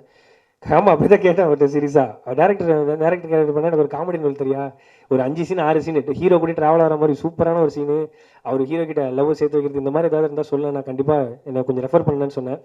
சரிடான்னு சொன்னார். ஸோ அதுக்கப்புறம் நான் எனக்கு தெரிஞ்ச ப்ரொடியூசர்லாம் சும்மா பார்ப்பாங்க பேசுவாங்க, அவங்கள்ட்டலாம் சொன்னேன், நீ கதை சொல்லணும் அப்படின்னு சொல்லி அவரும் ஒரு ப்ரொடக்ஷனில் போயிட்டு கமிட் ஆகி கதைலாம் சொன்னார். சொல்லும்போது அந்த ஹீரோ ஃப்ரெண்டு கேரக்டர் வந்து என்னை புஷ் பண்ணி பேசும்போது ஓகேன்ட்டாங்க. பட் அங்கே ப்ரொடக்ஷனில் இருக்க சிலர் வந்து என்ன சொன்னாங்கன்னா, அவங்க கேட்டது நியாயம் தான், தப்புன்னு சொல்ல மாட்டேன், கொஞ்சம் என்ன இப்படி இந்த பையனா இவன் இப்படி இருக்கான், இவன் இப்படி ஹீரோ ஃப்ரெண்டாக கொஞ்சம் ஃபேஸ் வேல்யூவாக போகலாமே அப்படின்ற மாதிரி சொன்னாங்க. நிறம் அதான் அந்த இது நிறம் மாதிரி இருக்கான் இந்த பையன், இப்படி ஹீரோ கொஞ்சம் அழகாக இருக்கார், கூட இருக்கணும் கொஞ்சம் அழகாவது போடலாம்ல, கொஞ்சம் ஃபேஸ் வேல்யூ நாட்கள் போடலான்னு சொன்னேன். அந்த வாய்ப்பு எனக்கு போயிடுச்சு. ஸோ அப்புறம் வந்து அவருக்கும் அந்த படம் நடக்காமல் அடுத்து தான் ரணம் நடந்துச்சு. அதெல்லாம் தாண்டி ரணம்லாம் பண்ணதுக்கப்புறம் ஒரு நாள் திடீர்னு அதே மாதிரி தான் எனக்கு ஃபோன் பண்ணார். ஃபோன் பண்ணிருக்கும்போது இந்த மாதிரி ஒரு +2 குழந்தைக்கு வந்து ஃபீஸ் கட்டணும்னு சொல்லி தான் பேச ஆரம்பித்தோம். பேச ஆரம்பிக்கும் போது தான் நான் ரணம் பார்த்தேனே, ரொம்ப சூப்பராக இருந்துச்சு, செம்மையாக இருந்துச்சு, என்னடா பண்ணுறேன் அப்படின்னு. இல்லைண்ணா நான் அப்படியே ஷோஸு அப்படி தான் பண்ணிருக்கேன் அப்படின்னு சொன்னேன். படம் பண்ணுறேடா, இல்லைண்ணே எங்கண்ணே அப்படி சும்மா பண்ணணும்னு ஆசை தான், யாருண்ணே வாய்ப்பு கொடுப்பா அப்படின்னு சொல்லி நான் சொல்லும்போது, அப்படியா சரி நான் உனக்கு ஒரு கதை சொல்லவா அப்படின்னாரு. இது என்ன கேரக்டர் அப்படின்னு கேட்டேன். என்ன கேரக்டரா, இல்லைடா இது ஹீரோவா பண்ணலாம்டா, ஹீரோவாவா, நீலாம் என்னை ஹீரோ வச்சு படம் பண்ணுவேன்னு நான் ஃபஸ்ட்டு கேட்டேன். நீ ஆல்ரெடி படம் பண்ணி சூப்பராக சக்ஸஸ்ஃபுல்லான படம் போயிடுச்சு, ஸோ அதுக்கப்புறம் என்னை வச்சு நீ எப்படி படம் பண்ணணும் தான் கேட்டேன். இல்லை இல்லை நான் சொல்கிறேன் வா அப்படின்னோடனே நான் அப்புறம் யோசிச்சுக்கிட்டே இருந்தேன். கட் பண்ணால் ஒரு ஷோவில் வந்து லாரன்ஸ் அண்ணா உனக்கு என்ன ஆசை அப்படின்னு சொல்லி கேட்டார். என்னடா இது ஷெரீஃபன் அப்படின்னு சொல்லியிருக்கா, அப்படி லாரன்ஸ் அண்ணா அப்படி கேட்குறா, அப்படி சரி சொல்லி விடுவோம் நம்ம ஆசை என்னன்னு. எனக்கு ஹீரோ ஓனன்னு ஆசைண்ணே அப்படின்னு நான் சொல்லிட்டேன். ஹீரோ ஓனன்னு ஆசையா, ஆனால் எனக்கு நம்ம மூஞ்சிக்கெலாம் நம்ம யாரும் இவ்வளோ ரிஜெக்ஷன் பார்த்துட்டோம், எப்படி நடக்குமா நடக்காதான்ற யோசனை எனக்கு ரொம்ப ஒரு எனக்குள்ள இன்ஃபீரியாரிட்டி காம்ப்ளெக்ஸ் ரொம்ப அதிகம் எனக்கு. அப்போ வந்து லாரன்ஸ் அண்ணா அவனுக்கு ஹீரோ ஆக்குறேன்டா, நீ ஏன்டா ஹீரோ ஆக முடியாது, நான்லாம் ஹீரோ ஆகும், நீ ஏன் ஹீரோ ஆகக்கூடாது அப்படி சொல்லி அண்ணா சொன்னார். ஸோ அந்த வார்த்தை வந்து எவ்வளோ பேர் அப்படி சொல்லுவாங்கன்னு எனக்கு தெரியல. அந்த சொன்ன வார்த்தை அவர் கேமரா பார்த்து சொன்னார். என்னுடைய ஃப்ரெண்ட்ஸ் நிறைய பேர் இருக்காங்க, இதை பார்த்துட்டு இருக்கோம், யாராவது பாலா ஹீரோவை வச்சு படம் பண்ணணும்னு நினச்சிங்கன்னா நீங்கள் வாங்க, தம்பியை வந்து ஹீரோவாக நான் பார்க்கணும் அப்படின்னு சொல்லி சொன்னாங்க. பட் சொன்னதோட ஒரு விஷயம் சொன்னார், ஹீரோவாகணும்னா ஒரு முக்கியமான விஷயங்கள்லாம் இருக்குடா, நீ வந்து ட்ரான்ஸ்ஃபார்ம் ஆகணும், நிறைய இதாகணும். அப்போ ஒரு விஷயம் சொன்னார், நான் ஏன் நீ ஹீரோ ஆகணும்னு சொன்னால் ஓகேன்னு சொன்ன தெரியுமா, உன் லுக்கு அதெல்லாம் தாண்டி அவர் ஒன்று சொன்னார், நீ நல்லா இருந்தனா உன்ன மாதிரி ஒரு 35-40 குடும்பம் நல்லா இருக்குன்னு சொல்லிட்டு அந்த மேடையில் சொன்னார். ஸோ அதுக்கப்புறம் எனக்கு ரொம்ப கான்சியஸ் ஆகி நான் ரொம்ப ஓகே நம்மளை நம்பி ஒருத்தர் சொல்லிட்டாங்கன்னு சொல்லி நான் ஹார்ட் ஒர்க் பண்ண ஆரம்பித்தேன், ஒர்க் அவுட்லாம் பண்ண ஆரம்பித்தேன், அப்படியே சும்மா ஜாலியாக பண்ணிட்டு இருந்தேன். அப்போ வந்து ஷெரீஃப் திடீர்னு ஒரு நாள் கால் பண்ணி, இல்லைடா உன்னை வச்சு ஒரு ப்ரொடியூசர் பண்ணுறேன்னு சொல்லிட்டு வந்திருக்காரா அப்படின்னு சொல்லி, என்ன வச்சா என்னடா சொல்கிறேன் அப்படின்னு. ஆமாம் தூக்கிட்டு வாண்ணே செல்லத்தை அப்படின்ற மாதிரி தான் நான் வரேனே, என்னென்ன ஓகே பண்ணுறேன், எனக்கு அவருக்கு ஓகேவான்னு கேள்வி, எனக்கெல்லாம் ரெடினே, அவருக்கு ஓகேவான்னு கேள்வி, டெய்லிடா உன்னை வச்சு பண்ணுறேன்னா சொன்னார். கதை சொன்னேன், பாலாவை கேட்குறீங்களான்னாரு, கேளுங்கண்ணே, அதான் உன்னை வச்சு பண்ணுறதுக்காக அவர் ரொம்ப ஆர்வமாக இருக்காருன்னு. எனக்கு ரொம்ப ஹாப்பி. போய் பார்த்தேன், எதுவுமே இல்லை. இது வரைக்கும் ரிஜெக்ஷன் மட்டுமே சந்தித்த ஒரு நடிகனுக்கு முதல் முறையாக தானாகவே வந்த ஒரு ப்ரொடியூசர்னால் அது ஜெயகிரன் சார் தான். ஸோ அவரை வந்து நான் என்றைக்குமே ஜெயகிரன் ப்ரோ தான் சொல்லுவேன். ஏன்னா இப்போ நம்ம எங்கள் அப்பா அம்மாவாக இருக்கட்டும், தெரிஞ்சவங்களாக இருக்கட்டும், அவங்களாலே ஒரு 5 லட்ச ரூபாய்க்கு மேலே எனக்கு பெரட்டி கொடுக்க முடியாது. காரணம் எங்கள் ஃபேமிலி அந்த மாதிரி சுற்றி வட்டாரம் அந்த மாதிரி நாங்கள் ரொம்ப டவுனான ஃபேமிலி தான். பட் அந்த டைம்லையும் நம்மளை நம்பி கோடிக்கணக்கில் காசு போடுறாங்க அப்படின்னா அவங்களுக்கு எவ்வளோ நன்றி சொன்னாலும் பத்தாது. ரொம்ப நன்றி bro, thank you so much bro, thanks a lot. ஏன்னா எந்த எதிர்பார்ப்புமே இல்லாமல் சில பேர் வருவாங்களே, அதில் முதல் பிரதர் வந்து ஜெயகிரன் பிரதர் தான். ஸோ அதுக்கப்புறம் நானும் ஷெரீஃபனும் நிறைய பேசுவோம், எல்லாம் பண்ணுவோம். ஆனால் கதை கேட்டு முடிச்சோன்னே அண்ணே இந்த காந்தின்ற கேரக்டர் வந்து சூப்பராக இருக்குண்ணே அப்படின்னு சொல்லும்போது, ஆமாண்டா செம்மையாக இருக்குது. ஆக்சுவலாக ஃபஸ்ட்டு நரேஷன் கேட்கும்போது அந்த காந்தின்ற கேரக்டர் ரொம்ப பவர்ஃபுல்லாக இருந்துச்சு, சூப்பராக இருந்துச்சு. அது யார் பண்ணலான்னு பேசும்போது நான் சொன்னேன், பாலாஜி சார் கேளுங்கண்ணே, ஆனால் அவர் இந்த மாதிரி நான் ஹீரோவாக நடிக்கிறனால படத்தெல்லாம் இப்படி பண்ணுவார், கதை நல்லா இருக்குது கேளுங்க. ஸோ ரொம்ப வந்தாருன்னா அந்த படமே ரொம்ப பெருசாகிடுங்க அப்படின்னு சொல்லி சொன்னேன். சரின்னு சொல்லிட்டு போய் கதை சொன்னாங்க. கேமராமேன் பாலாஜி ப்ரோவும் ஷெரீஃபனும் போய் கதை சொன்னாங்க. அந்த கதையை கேட்டுட்டு சார் வந்து நான் பண்ணுறேன், யார் ஹீரோன்னு கேட்டோன்னா, ஆஹா அடுத்த செக் வைக்கிறாங்களே, ஹீரோன்னு கேட்டால் என் பேர் சொன்னால் பண்ண மாட்டாங்களே அப்படின்னு யோசித்தேன். பட் பாலா அப்படின்னோடனே டபுள் ஓகே, கதை சூப்பராக இருக்குது பாலான்னு சொன்னோன்னே. ஏன்னா சார்லாம் ஒரு மிகப்பெரிய லெஜெண்டு, அவங்க பார்க்காத உயரம் இல்லை, அவங்க டைரக்ட் பண்ணாத படங்கள் கிடையாது, ஒர்க் பண்ணாத படங்கள் கிடையாது. அப்படி எந்த ஒரு பேக்ரவுண்டுமே இல்லாமல் ஒரு சின்ன பையனுக்கு நீங்கள் பெரிய உதவி செஞ்சுருக்கீங்க சார், ரொம்ப ரொம்ப நன்றி சார், தேங்க்யூ சார். நீங்கள் பண்ண உதவியை நான் என்றைக்கும் மறக்க மாட்டேன் சார். ஏன்னா இந்த கேரக்டர் வந்து பெரிய கேரக்டரு. ஸோ நான் ஹீரோலாம் கிடையாது, அவர் தான் இந்த படத்தோட ஹீரோ. என்னையும் ஒரு ஆளாக மதித்து வந்ததுக்கு ரொம்ப ரொம்ப நன்றி சார், தேங்க்யூ. அதெல்லாம் தாண்டி அந்த கண்ணம்மா கேரக்டர் ரொம்ப காந்தி கண்ணம்மா தான் இந்த படத்துடைய மெயின் கரு. அந்த கண்ணம்மா கேரக்டர் யார் பண்ணுறான்னு கேட்கும்போது அர்ச்சனாம்மா, நாங்கள் அர்ச்சனாம்மாவா அவங்க தான் என் படத்தில் பண்ணுவாங்களா அப்படின்னு தான் சீரியஸாக நான் ஃபஸ்ட்டு கேட்டேன். ஆனால் கதையை கேட்டோடனே அர்ச்சனாம்மா வந்து இந்த கதையை ஓகே பண்ணதுக்கு ரொம்ப ரொம்ப நன்றி அர்ச்சனாம்மா, ரொம்ப நன்றி. நான் உங்கள் படங்கள்லாம் நிறைய பார்த்துருக்குறேன், என்ன சொல்கிறேனே தெரியல. இந்த 2 லிஜெண்ட்ஸுக்கும் நான் எவ்வளோ நன்றி சொல்லி சொன்னாலும் பத்தாது, சீரியஸாக அதுதான் உண்மை. நீங்கள் சொன்ன வார்த்தைகளுக்கு ரொம்ப நன்றி. 2 பேரும் படம் பார்த்துட்டாங்க, படம் பார்த்துட்டு நீங்கள் சொன்ன வார்த்தைகளுக்கு ரொம்ப ரொம்ப நன்றி. நான் ஏதாவது சாதிச்சிருக்கேன்னு கேட்டால் நீங்கள் சொன்ன அந்த கமெண்ட்டை வந்து நான் வீடியோவாக போட்டுப்பேன், நான் வச்சுப்பேன். ரொம்ப நன்றி, தேங்க்யூ. அதை தாண்டி இந்த படத்துக்கு ஹீரோயின் வேணும் அப்படின்னு சொல்லும்போது, ஹீரோயின் செலெக்ஷன் எப்படின்னா எல்லாருமே கதை வந்து கேட்பாங்க, நான் ஹாலில் வெயிட் பண்ணுவேன், ஆஃபீஸில் வந்து ரூமில் கதை கேட்பாங்க, டைரக்டர் வந்து கதை சொல்லுவார். சொல்லி முடிச்சோன்னே கதை சூப்பராக இருக்குது, ரணம் டேரக்டர்னோன்னா ஆல்ரெடி படம் பண்ணியிருக்காரு, ப்ரொடக்ஷன் எல்லாம் ஃபிக்ஸ் ஆகி ஆஃபீஸ் போட்டோன்னா வருவாங்க, வந்து கதைலாம் கேட்டுருவாங்க. கேட்டோன்னே கதை ரொம்ப சூப்பராக இருக்குது, செமையாக இருக்குது, யார் பேரா பண்ணுறா அப்படின்னோன்னா பாலா அப்படின்னோன்னே, பாலாவா சரி நான் சொல்கிறேன் அப்படின்னு போயிடுவாங்க. அவங்க மேலே தப்புலாம் கிடையாது. ஸோ இப்படி வந்து ஒவ்வொரு ரிஜெக்ஷனாக போயிட்டே இருக்கும். கதை சூப்பராக இருக்குது, செமையாக இருக்குது, யார் ஹீரோ, பாலா, ஐயோ அப்படின்ற மாதிரி ஒரு 10 பேர் செக் பண்ணாங்க, 20 பேர் 30 பேர் 40 பேர் அப்படின்னா எல்லாம் செக் பண்ணிட்டே இருப்பாங்க. நான் தான் கதை சொல்கிற ஆரம்பிக்கும் போது நான் வரமாட்டேன், சொல்லி முடிச்சதுக்கப்புறம் தான் ஹாலில் வெயிட் பண்ணுவேன் என்ன சொல்கிறாங்கன்னு பார்க்குறதுக்கு. அப்படியே ஒரு 50 பேர் ரிஜெக்ட் பண்ணிட்டாங்க, அவங்க மேலே தப்பு இல்லை. ஸோ நம்மளும் அவ்வளோ பெரிய ஆள் இல்லை. கட் பண்ணால் 51வது ஆள் லாஸ்ட்டாக வந்தாங்க தான் விநாயக் மகாதேவன்ற மாதிரி நமிதா கிருஷ்ணமூர்த்தி. எந்த ஒரு எதிர்பார்ப்புமே இல்லாமல் கதை கேட்டதுக்கப்புறம் கதை பிடிச்சிருக்கு, யார் ஹீரோன்னு கேட்டு பாலா கண்டிப்பாக பண்ணுறேன் அப்படின்னு சொன்னோன்னே அது எனக்கு என்ன சொல்கிறதுனே தெரியல. எந்த பேக்ரவுண்டுமே இல்லாத ஒரு பையனுக்கு லுக் அண்ட் ஃபீலாக இன்ஃபீரியாரிட்டி காம்ப்ளெக்ஸ் உள்ள பையனுக்கு இன்றைக்கி நீங்கள் பண்ண ஒரு விஷயம் வந்து நான் என்றைக்குமே மறக்க மாட்டேன். நமிதா கிருஷ்ணமூர்த்தி ரொம்ப ரொம்ப நன்றி, தேங்க்யூ. ஏன்னா இது இப்படி நிறையா ஸ்போர்ட்டிவாக எடுத்துகிட்டு பண்ணுற விஷயங்கள்லாம் ரொம்ப ரொம்ப ரேரு. நீங்கள் எனக்காக பண்ணீங்க, தேங்க்யூ.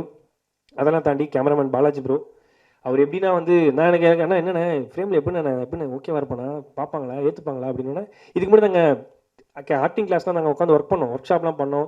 நான் ரைட்டிங்லேருந்து உட்காந்து பேசுவோம், நிறைய பண்ணுவோம், ஒர்க் பண்ணோம். அப்போ வந்து சொன்னேன், இல்லைடா நான் சூப்பராக காட்டுறேன், நான் செம்மையாக ஃப்ரேம் வைக்கிறேன் அப்படின்னு சொல்லிட்டு. நீங்கள் இப்போ ட்ரெய்லர் பார்த்துருப்பீங்க, படமும் அப்படி தான் இருக்கும். என்னை வந்து ஓகே நான் என்னோட இன்ஃபீரியார் காம்ப்ளெக்ஸை வந்து நான் படம் பார்க்கும்போது பார்க்க ஓகேவா, நம்மளும் ஓகேவா இருக்குமே அப்படின்னு காட்ட வச்சது பாலாஜிண்ணே, ரொம்ப நன்றிண்ணே, தேங்க்யூ, ரொம்ப ரொம்ப நன்றி, லவ் யூண்ணே, தேங்க்யூண்ணே. அண்ணா எந்திரிக்காண்ணே, உட்காருண்ணே, எனக்கு பயமாக இருக்குண்ணே. ஓகே, அடுத்து வந்து எடிட்டர் சிவநந்தீஸ்வரன் சார், அவருக்கு மிகப்பெரிய நன்றி சொல்லணும். நானும் ஷெரீஃப் அண்ணனும் எப்படின்னா படம்லாம் ஷூட்டிங் முடிச்சுட்டு வந்து ஷெரீஃப் அண்ணன் வந்து ஃபுட்டேஜை வந்து எடிட்டரை போட்டு காட்டுவாங்க. போட்டு காட்டிட்டு வெளில வந்து நாங்கள் எப்படின்னா தலைப்பிரசவத்துக்கு வெயிட் பண்ணுற மாதிரி இங்கே நடந்துட்டு இருப்போம். என்ன சொல்ல போகிறாங்க, எப்படி கட்டு வரப்போகுது, என்ன மாதிரி வரப்போகுது. ஏன்னா சார் வந்து பெரிய லெஜண்ட், நிறைய படங்கள் பார்த்துட்டு தீரன் அதிகாரம் ஒன்று, காப்பி ரணசிங்கம், மடக்பட்டு ராமசாமி, நிறைய படங்கள் வந்து சார் எடிட் பண்ணியிருக்காங்க. நிறைய படங்கள் ப்ரோமோ எடிட்டராக இருந்திருக்காங்க. ஸோ எப்படி வந்து சொல்ல போகிறாங்க அப்படின்னு சொல்லும்போது, இல்லை ஷெரீஃப் இப்படி பண்ணிக்கலாம் அப்படி பண்ணிக்கலாம்னு சொல்லிட்டு கிட்டத்தட்ட இந்த படத்துக்காக முக்கியமான மெடக்கல் வந்து சிவநந்தீஸ்வரன் சார் வந்து இந்த படத்துக்காக உழைச்சிருக்காங்க. அதுலேயும் ஷூட்டிங் ஸ்பாட்டுக்குலாம் ஒரு எடிட்டர் வரணும்னு அவசியமே இல்லை. பட் எங்களுக்காக ஷூட்டிங் ஸ்பாட்லாம் வந்து அவரும் இந்த ஷெரீஃப் பண்ணணும், அவரும் பைக்கில் உட்காந்து லில்லி புட்லாம் பிடிச்சிட்டு இங்கே ஷூட்லாம் பண்ணியிருக்காங்க. தேங்க்யூ சிவநந்தீஸ்வரன் ப்ரோ, ரொம்ப நன்றி, தேங்க்யூ. அப்போன்னு எனக்கு ரொம்ப ரொம்ப நன்றி, ஆர்ட் டைரக்டர் அப்போண்ணே, தேங்க்யூ ஸோ மச்ண்ணே, ரொம்ப நன்றி. நான் கேட்டோடனே டக்குன்னு செட்டெல்லாம் போட்டு கொடுப்பீங்க சின்ன சின்னதாக, சூப்பராக, ரொம்ப நன்றி. அதுக்கப்புறம் இந்த ப்ராஜெக்டில் அவர் கூட தான் நான் நடிச்சிருக்கிறேன், மதன் ப்ரோ. அவர் வந்து கலக்கியிருப்பார். அவர் வந்து கல்லூரி படத்தில் நான் பார்த்துருக்கிறேன், பயங்கரமான ஆர்டிஸ்ட் அவர் கூட நான் நடிச்சதுக்கு ரொம்ப ரொம்ப சந்தோஷமாக கருதுறேன். அப்புறம் மனோஜ் ப்ரோ, ஆராதனா, அவங்க 2 பேருமே கலக்கியிருக்காங்க. ஐயா உட்காருங்க ஐயா, ரொம்ப பயமாக இருக்கு எனக்கு. சரி, ரொம்ப நன்றி, தேங்க்யூ. இதெல்லாம் தாண்டி இப்படி ஒரு படம் பண்ணியிருக்கோம் அப்படின்னு சொன்ன உடனே இந்த படத்துக்கு வந்து முக்கியமான விஷயமே வந்து படத்தை கொண்டு போய் எடுத்துகிட்டு போய் சேர்க்கறது தான். நான் ரொம்ப தீவிரமான சினிமா ரசிகன். ஒரு வாரத்துக்கு 4-5 சினிமா வந்துச்சுன்னா எல்லா சினிமாவும் பார்த்துருவேன். அப்படி அந்த 4-5 படங்கள் வரதுல ஒரு 3 படங்கள் 2 படங்கள் சக்தி ஃபிலிம் ஃபேக்ட்ரி அப்படிங்கிற பேர் வரும். நான் உட்காந்து பார்ப்பேன். குட் நைட் படத்தில் வந்து நிறைய படத்துலேருந்து அந்த பேர் வந்துகிட்டே இருக்கும். சரி, சக்தி சார் வந்து இந்த படம் பார்க்குறாங்கன்னு சொன்னோன்னே என்னால் நம்பவே முடியல. நம்ம படத்தை அவர் பார்க்குறாரா அப்படின்னு சொல்லும்போது நம்பவே முடியல. படம் பார்த்துட்டு எல்லாரும் சரி நான் சொல்கிறேன்ட்டு போயிடுவாங்க. ஆனால் படத்தை பார்த்து முடிச்சுட்டு இங்கேயே உட்காந்து பேசலாம் அப்படின்னு சொல்லிட்டு இந்த படத்தை பற்றி கிட்டத்தட்ட ஒரு 15 நிமிஷம் சார் வந்து பாராட்டினாங்க. இது ஒரு எதுவுமே இல்லாத வந்து ஒரு ஹீரோக்கு ஒரு புது படம், அதெல்லாம் மைண்டில் இருந்தாலும் உண்மையான பாராட்டி இந்த படத்தை வந்து கரெக்டாக கொண்டு போய் சேர்க்கலான்னு சொல்லிட்டு முடிவு பண்ணி இந்த படத்துக்குள்ளே வந்து எங்களை நம்பின உங்களுக்கு ரொம்ப ரொம்ப நன்றி சார், தேங்க்யூ. என்றைக்குமே நான் மறக்க மாட்டேன் sir, thank you so much sir. எப்பயுமே ஒரு படத்துக்கு முக்கியமாக அசிஸ்டன்ட் டைரக்டர்ஸ் தான். அசிஸ்டன்ட் டைரக்டர் இந்த படத்துக்கு ரொம்ப ரொம்ப முக்கியம். இதில் வந்து நிறைய பேர் ஒர்க் பண்ணியிருக்காங்க. அதில் வந்து இந்த ஸ்ரீதர் அப்படிங்கிற பையன் வந்து நிறைய உழைச்சிருக்கிறான். ஸோ அவனுக்கு கிரெடிட்ஸ் போகணும். ஏன்னா நானும் நிறைய அசிஸ்டன்ட் டைரக்டர்லாம் சின்ன சின்ன வேலை செஞ்சிருக்கிறேன். அப்புறம் கிஷோர் அப்படிங்கிற பையன், இவங்க 2 பேர் தான் வந்து ஷெரீஃப் அண்ணனுக்கு பேக் போன். அப்புறம் வந்து சதீஷ் ப்ரோ, அதுக்கப்புறம் மாரின்னு ஒரு பையன், அந்த மாரி தான் கூப்பிடுவேன், மாரின்னு ஒரு பையன், இந்த மாதிரி நிறைய பேர் வந்து ஒர்க் பண்ணியிருக்காங்க. அது மாதிரி எடிட்டர் கூட வந்து தமிழ் பிரதர் இந்த படத்துக்கு வந்து நிறைய வேலை செஞ்சிருக்கிறாரு, அங்கே தான் இருக்கிறாரு. அப்புறம் தமிழ் ப்ரோ, இசக்கி பிரதர், அவங்க எல்லாருக்கும் ரொம்ப நன்றி. இந்த படம் எக்ஸிக்யூட்டிவ் ப்ரொடியூசராக இருந்த உதயகுமார் பாலாஜி பிரதருக்கு ரொம்ப ரொம்ப நன்றி. ஏன்னா அவர் வந்து பல கேரக்டராக மாறுவார். 12-13 தசவதார படத்தில் கமல் சார் மாதிரி திடீர்னு பார்த்தா ப்ரொடக்ஷன் மேனேஜராக, திடீர்னு பார்த்தா செட் அசிஸ்டண்டாக இருப்பார், திடீர்னு பார்த்தா பலவிதமான கேரக்டர்லாம் அந்த படத்தில் பண்ணுவார். எங்களுக்காக ரொம்ப ரொம்ப நன்றி ப்ரோ, தேங்க்யூ.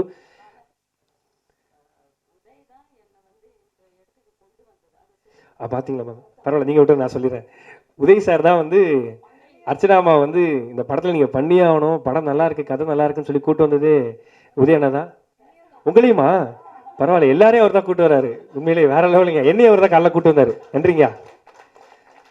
10 மாதத்துக்கு நான் உங்களுக்கு டெய்லி காலைல பாவம் பண்ணி கேட்குறேன், மறந்துட்டேன், சாரிங்க, ரொம்ப நன்றிங்க, தேங்க்யூ. அதெல்லாம் தாண்டி ரொம்ப நன்றி ரேகா மேடம், உங்களுக்கு ரொம்ப நன்றி மேடம், தேங்க்யூ. இந்த படத்தை கொண்டு போய் கரெக்டாக சேர்க்கறதுக்கு ரொம்ப ரொம்ப நன்றி, தேங்க்யூ. அவங்க வந்து இன்டர்வியூவில் நடக்கும்போது உட்காரணும்னு அவசியமே இல்லை, அவங்க கூடவே உட்காந்து தரையில் வந்துட்டு உட்காந்து பார்த்துருந்தாங்க, தரையில் உட்காந்து அவங்க வந்து எல்லாமே கம்யூனிகேட் பண்ணிருந்தாங்க. அதெல்லாம் தாண்டி இந்த படத்தை நான் வேலை செய்கிறேன், அதெல்லாம் தாண்டி என் கூட 2 ஃப்ரெண்ட்ஸ் வந்து ஒரு 4-5 பேர் இந்த படத்துக்காக நிறைய வேலை செஞ்சுருக்கிறாங்க. அபின்னு சொல்லிட்டு என் ஃப்ரெண்டு இருக்கிறான். ஸோ அவன் ரொம்ப அந்த படத்துக்காக வேலை செஞ்சுருக்கிறான். அபினேஷ் அண்ணாதுரை நீங்கள் பார்க்கலாம். அதுக்கப்புறம் மணிகண்டன் விஸ்வா, அது அவங்க உட்காந்துருக்காரு, இந்த பாருங்க கீழே உட்காந்துட்டு ஃபீல் பண்ணுறாரு, நல்ல மனுஷன். அப்புறம் வந்து கலக்கப்பதியார் வினோத், விக்கி சிவா, அப்புறம் ப்ரொடக்ஷன் டீமில் ஒருத்தரை பற்றி நான் மெயினாக தேங்க்யூ பண்ணேன். சாரி, ரொம்ப இடத்துல தப்பாக எடுத்துக்காதீங்க, முதல் படம் தான், சாரி. அப்புறம் அபி அப்படிங்கிறவர் வந்து இந்த படத்துக்காக நிறைய வேலைகள் செஞ்சுருக்காரு, இரவு பகல் பார்க்காது ரொம்ப வேலை செஞ்சுருக்காங்க. எல்லாருமே சேர்ந்து ஒரு படம் பண்ணியிருக்கிறோம். உங்ககிட்ட சமர்ப்பிக்கிறோம். அதெல்லாம் நீங்கள் தான் கொண்டு போய் சேர்க்கணும். ரொம்ப நன்றி. ரொம்ப கொஞ்சம் எமோஷனல் ஆகிடும் அதுக்கு மேலே பேசினா. சாரி. தேங்க்யூ. செப்டம்பர் 5 காந்தி கண்ணாடி ரிலீஸ் ஆகுது. நீங்கள் எல்லோரும் குடும்பத்தோடு பார்த்து சப்போர்ட் பண்ணுவீங்க நம்புகிறேன். ரொம்ப எல்லாருக்குமே பிடிச்ச படமாக இது இருக்கும். எல்லாருமே இந்த படத்தை வந்து பார்த்து சப்போர்ட் பண்ணணும்னு நம்புகிறேன். Thank you so much. ரொம்ப நன்றி. இங்கே வந்திருக்கிற பிரசன்ட் மீடியா அண்ணனுங்க எல்லாருக்கும் ரொம்ப நன்றி. Thank you so much. Love you.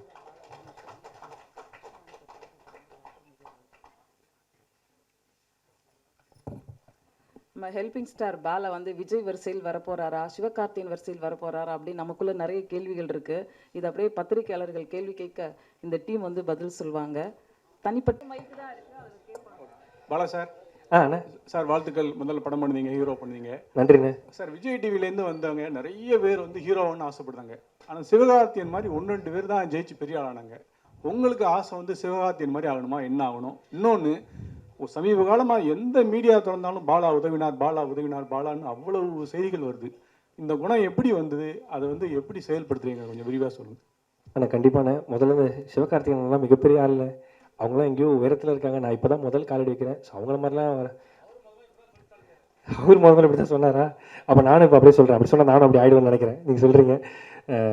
அவங்களாம் மிகப்பெரிய உயரத்தில் இருக்காங்க. ஸோ நம்ம இப்போ தான் முதல்ல கால் எடுத்து வைக்கிறேன். ஸோ அவங்க கூடலாம் நம்ம நிற்கலாம் முடியாது. அவங்களாம் எவ்வளோ பெரிய உயரத்தில் இருக்காங்க. முதல் ஸ்டெப் வைக்கிறேன். அது நீங்கள் எல்லோரும் தான் முடிவு பண்ணி கரெக்டாக எங்கே போய் இந்த படத்தை சேர்க்கணும்னு. அப்புறம் அந்த பாலா அந்த உதவி குணம்லாம் ஒன்றுமே கிடையாதுன்னா, நான் இங்கே நிற்கிறேன்னா இப்போ நீங்கள் ஒரு என்னை பற்றி பாசிட்டிவாக எழுதுனீங்கன்னா அதை பார்த்துட்டு தான் நிகழ்ச்சிகள் கிடைக்கும், எல்லாமே கிடைக்கும். அப்போது என்னை தவிர இங்கே இருக்கிற ஒட்டுமொத்த மக்களும் போட்ட பிச்சையினால தான் நான் இங்கே நிற்கிறேன். அவ்வளோதான். மற்றபடி இதுக்கான பதில் எதுவுமே கிடையாது. மக்கள் எனக்கு பண்ணுறத விட நான் ஒன்றுமே மக்களுக்கு பண்ணல.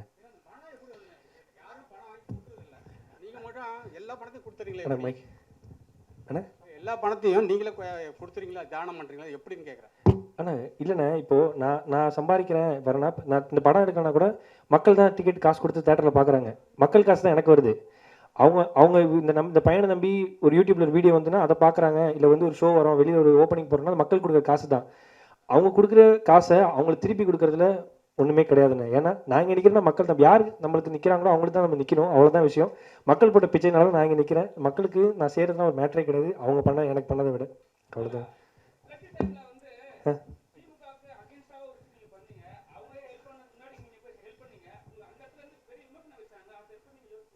ஆனால் யாருக்கும் எகென்ஸ்டாக பண்ணலண்ணே.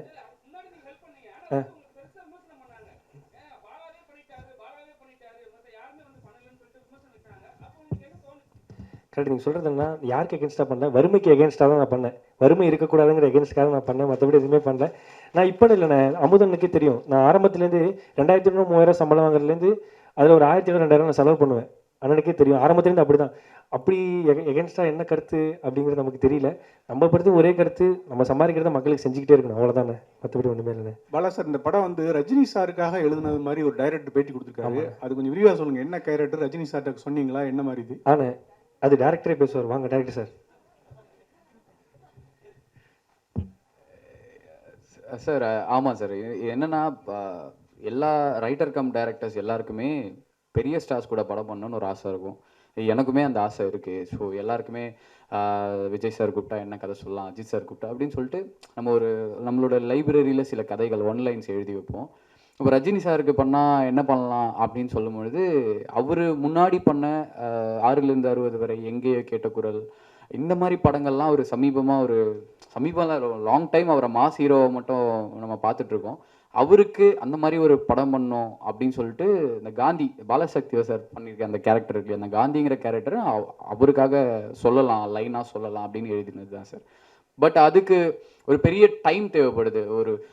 நம்ம அந்த லைட் நம்ம மேலே விழுந்து அவங்க கண்ணில் நம்ம பட்டு அவங்க நம்மளை கூப்பிடணுன்னா அதுக்கு ஒரு பெரிய வெற்றி ஒன்று தேவைப்படுது. அதுக்கு கண்டிப்பாக பண்ணிவிடுவேன், எனக்கு நம்பிக்கை இருக்குது. அதுக்கு முன்னாடி சரி இந்த கதையை நாம் பண்ணுவோம் அப்படின்னு சொல்லிட்டு பண்ணது தான் சார். சார் ஆமாம் சார்.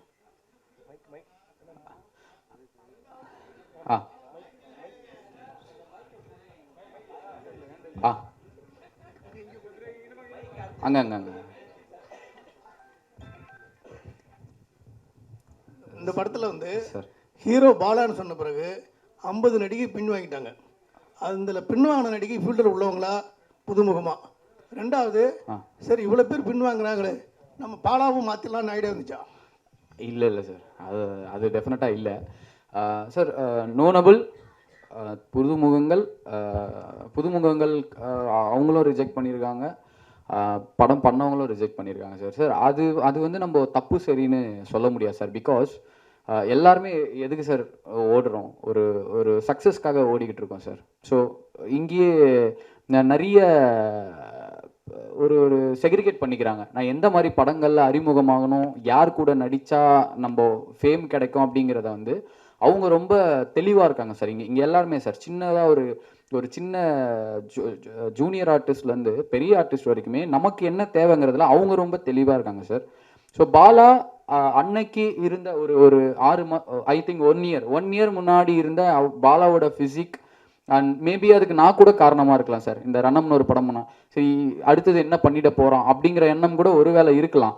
பட் இது என்னன்னா அவங்கள நம்ம தப்பு சொல்ல முடியாது. அவங்க ஓகே சொல்லுவாங்க பாலா அப்படின்னு சொன்ன பிறகு இல்லை டேட்ஸ் இல்லை அப்படின்னு சொல்லுவாங்க. அது புதுமுகங்கள் புதுசாக அறிமுகமாக போகிற வாய்ப்பு தேடுற ஹீரோயின்ஸுமே ரிஜெக்ட் பண்ணதுக்கு ரீசன் வந்து மேபி அவங்க பெரிய ஹீரோ கூட அவங்க லான்ச் இருக்கணும்னு அவங்க ஆசைப்பட்டிருக்கலாம் சார். இது நடந்துக்கிட்டே இருந்தது. பட் வி பிலீவ் கரெக்டான நாங்கள் டீமாக பேசுவோம் சார், எல்லாருமே பேசுவோம். இந்த கதை வந்து அதுக்கானதை அதுவே தேடிக்கிட்டு இருக்கு சார். அதுதான் சார் நான் ஒரு ரணமில் கிளைமேக்ஸில் ஒவ்வொரு உண்மையும் அதுக்கான நியாயத்தை அதுவே தேடிக்கொண்டு எழுதியிருப்பேன் ஒரு வசனம். இந்த கதை அதுக்கானதை அதுவே தேடி அதுவே டிசைன் பண்ணிக்கிச்சு சார் டில் இந்த ரிலீஸ் டேட் வரைக்கும். அப்படி மேபி இந்த கதை நமிதாக்காக வெயிட் பண்ணிச்சுன்னு நான் நம்புகிறேன் சார். இது யாருமே பண்ணலனாலும் கண்டிப்பாக பாலாவனாலும் இந்த ப்ராஜெக்டை பண்ணியிருப்போம் சார். சார் இது பாலாவுக்கும் டேரக்டர் உங்களுக்கும் தான் சார். ஃபஸ்ட்டு சீன் வைக்கும் போது இங்கே ஃப்ரேம் வைக்கும் போது பாலா என்ன சொன்னார், என்ன ஒரு மாதிரி வைப் ஆகிடும் எடுத்த ஒரு ஹீரோ கேரக்டர். பாலா உங்களுக்கு ஃபஸ்ட் முதல்ல நீங்கள் வந்து சின்ன சின்ன கேரக்டர் பண்ணியிருந்தீங்க, அப்போ கொடுத்த உங்களுக்கு மரியாதை ஒன்று இருக்கும். இப்போ ஹீரோ ஆன பிறகு உங்களுக்கு கேரவன்லாம் கொடுத்தோன்னு ஒரு மரியாதை ஒன்று இருக்கும். அது எப்படி பார்த்தீங்க? ஆக்சுவலாக நான் கேரவனில் இருக்க மாட்டேனே. என் கேரவனில் 20 பேர் இருப்போம்.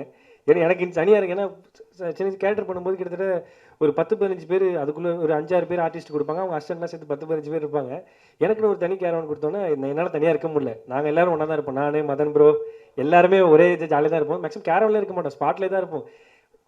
இப்போ வரைக்கும் என்னால் நம்ம ஷூட்டிங் முடிகிற கடைசி நாள் வரைக்கும் நமக்கு ஒரு இதுவா அப்படிங்கிறது எங்களை ஏற்றுக்கிறதுக்கே ஒரு டைம் ஆச்சு. அவ்வளோதான். ஏன்னா அந்தளவுக்கு நான் இன்ஃபீரியாரிட்டி காம்ப்ளெக்ஸாக இருந்தேன். அதான் உண்மை. அதான் சார் பாலா வந்து நர்வஸாக அந்த மொமெண்ட் உடஞ்சிது அங்கே தான். பாலாஜியும் முன்னாடி சொன்ன மாதிரி அழகாக காட்டணும் பாலாஜியை. அவன் அழகாக தான் இருக்கான் சார். அவன் பயங்கர அழகு, அவன் செம்ம அழகு சார். அவன் இப்போ இல்லை, அவன் அப்பா பக்கத்துலேருந்தே அழகு தான். அவனை வந்து மக்களுக்கு அழகாக காட்டணும், பார்க்குறவங்களுக்கு கண்ணு குளிர்ச்சியாக இருக்கணும்னு சொல்லிட்டு நாங்கள் ஒர்க் பண்ணோம் சார். நம்ம ஒர்க் பண்ணி ஃபஸ்ட்டு ஃப்ரேம் வச்சு நான் பாலாகிட்ட சொல்லிட்டே இருந்தேன். ஃபஸ்ட் ஷாட் நான் டேக் ஓகே பண்ணிட்டு மானிட்டரில் காட்டுறேன், உனக்கு ஒரு கான்ஃபிடென்ட் வரும்னு சொன்னேன். அவன் ரொம்ப ஹாப்பியாக ஃபீல் பண்ணான் சார் அந்த ஷாட் முடிஞ்சோனும். சார் பாலா சார் கேட்குது இங்கே இல்லையா இங்கே ஓகே சார்.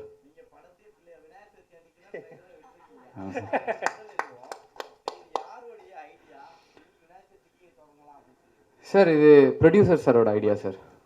ப்ரொடியூசர் சாரோட ஐடியா. அவர் ஐடியாலாம் கிடையாது. ஸோ ஏன்னா ஷார்ட் டைமில் ஒரு வித்தின் 10-15 டேஸில் we just decided release date. So அப்போ ஷெடியூல் பண்ணோம். அடுத்தடுத்து எங்களுக்கு வந்து நிறையா விஷயங்கள் இருக்குது. சீரியஸாக எனக்கு 27 வந்து விநாயகர் சதுர்த்திங்கிற மைண்ட்லேயே எனக்கு கிடையாது. ஏன்னா ஒரு வாரம் 10 நாளாகவே அதுக்கு ஓடிட்டு இருக்கோம். ஸோ ஷெடியூல் பார்த்தோம். சரி 27 ஏன்னா 28 நாளைக்கு வந்து ஆடியோ லான்ச் வச்சுருக்கோம். ஸோ ஆடியோ லான்ச் இருக்குது. சரி முன்னத்த நாள் 27 ப்ரெஸ் மீட் வச்சிடலான்னு சொல்லிட்டு ஜஸ்ட் லைக் தட் அப்படி டிசைட் பண்ணது தான் இது. ஓகே பாலாவுக்காக காந்தி கண்ணாடி போட்டு ஒரு சைக்கிள்ல பிரச்சாரம் போட்டாரு தெரியுமா? அது யாருடைய ஐடியா? பாலாவோட ஐடியாவா, ப்ரொடியூசர் ஐடியாவா, டைரக்டர் ஐடியாவா? டு பி ஹானஸ்ட் 100% இல்லை 1000% இது எங்கள் நாலேஜே கிடையாது.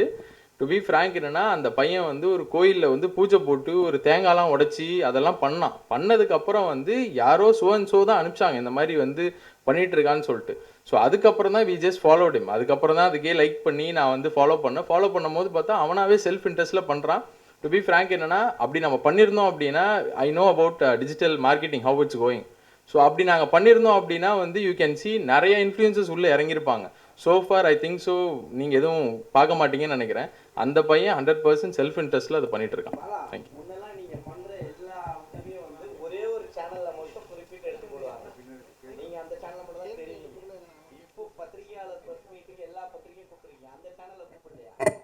எந்த சேனல் சொல்கிறீங்கண்ணே? இல்லை நீங்கள் அப்படிலாம் இல்லை, எல்லா சேனலும் நமக்கு ஈக்குவல் தான். நீங்கள் குறிப்பிட்ட எந்த சேனல்? எல்லா சேனலும் நேற்று 13 சேனலில் கொடுத்தேண்ணே. இல்லை கொடுத்துருக்கேண்ணே.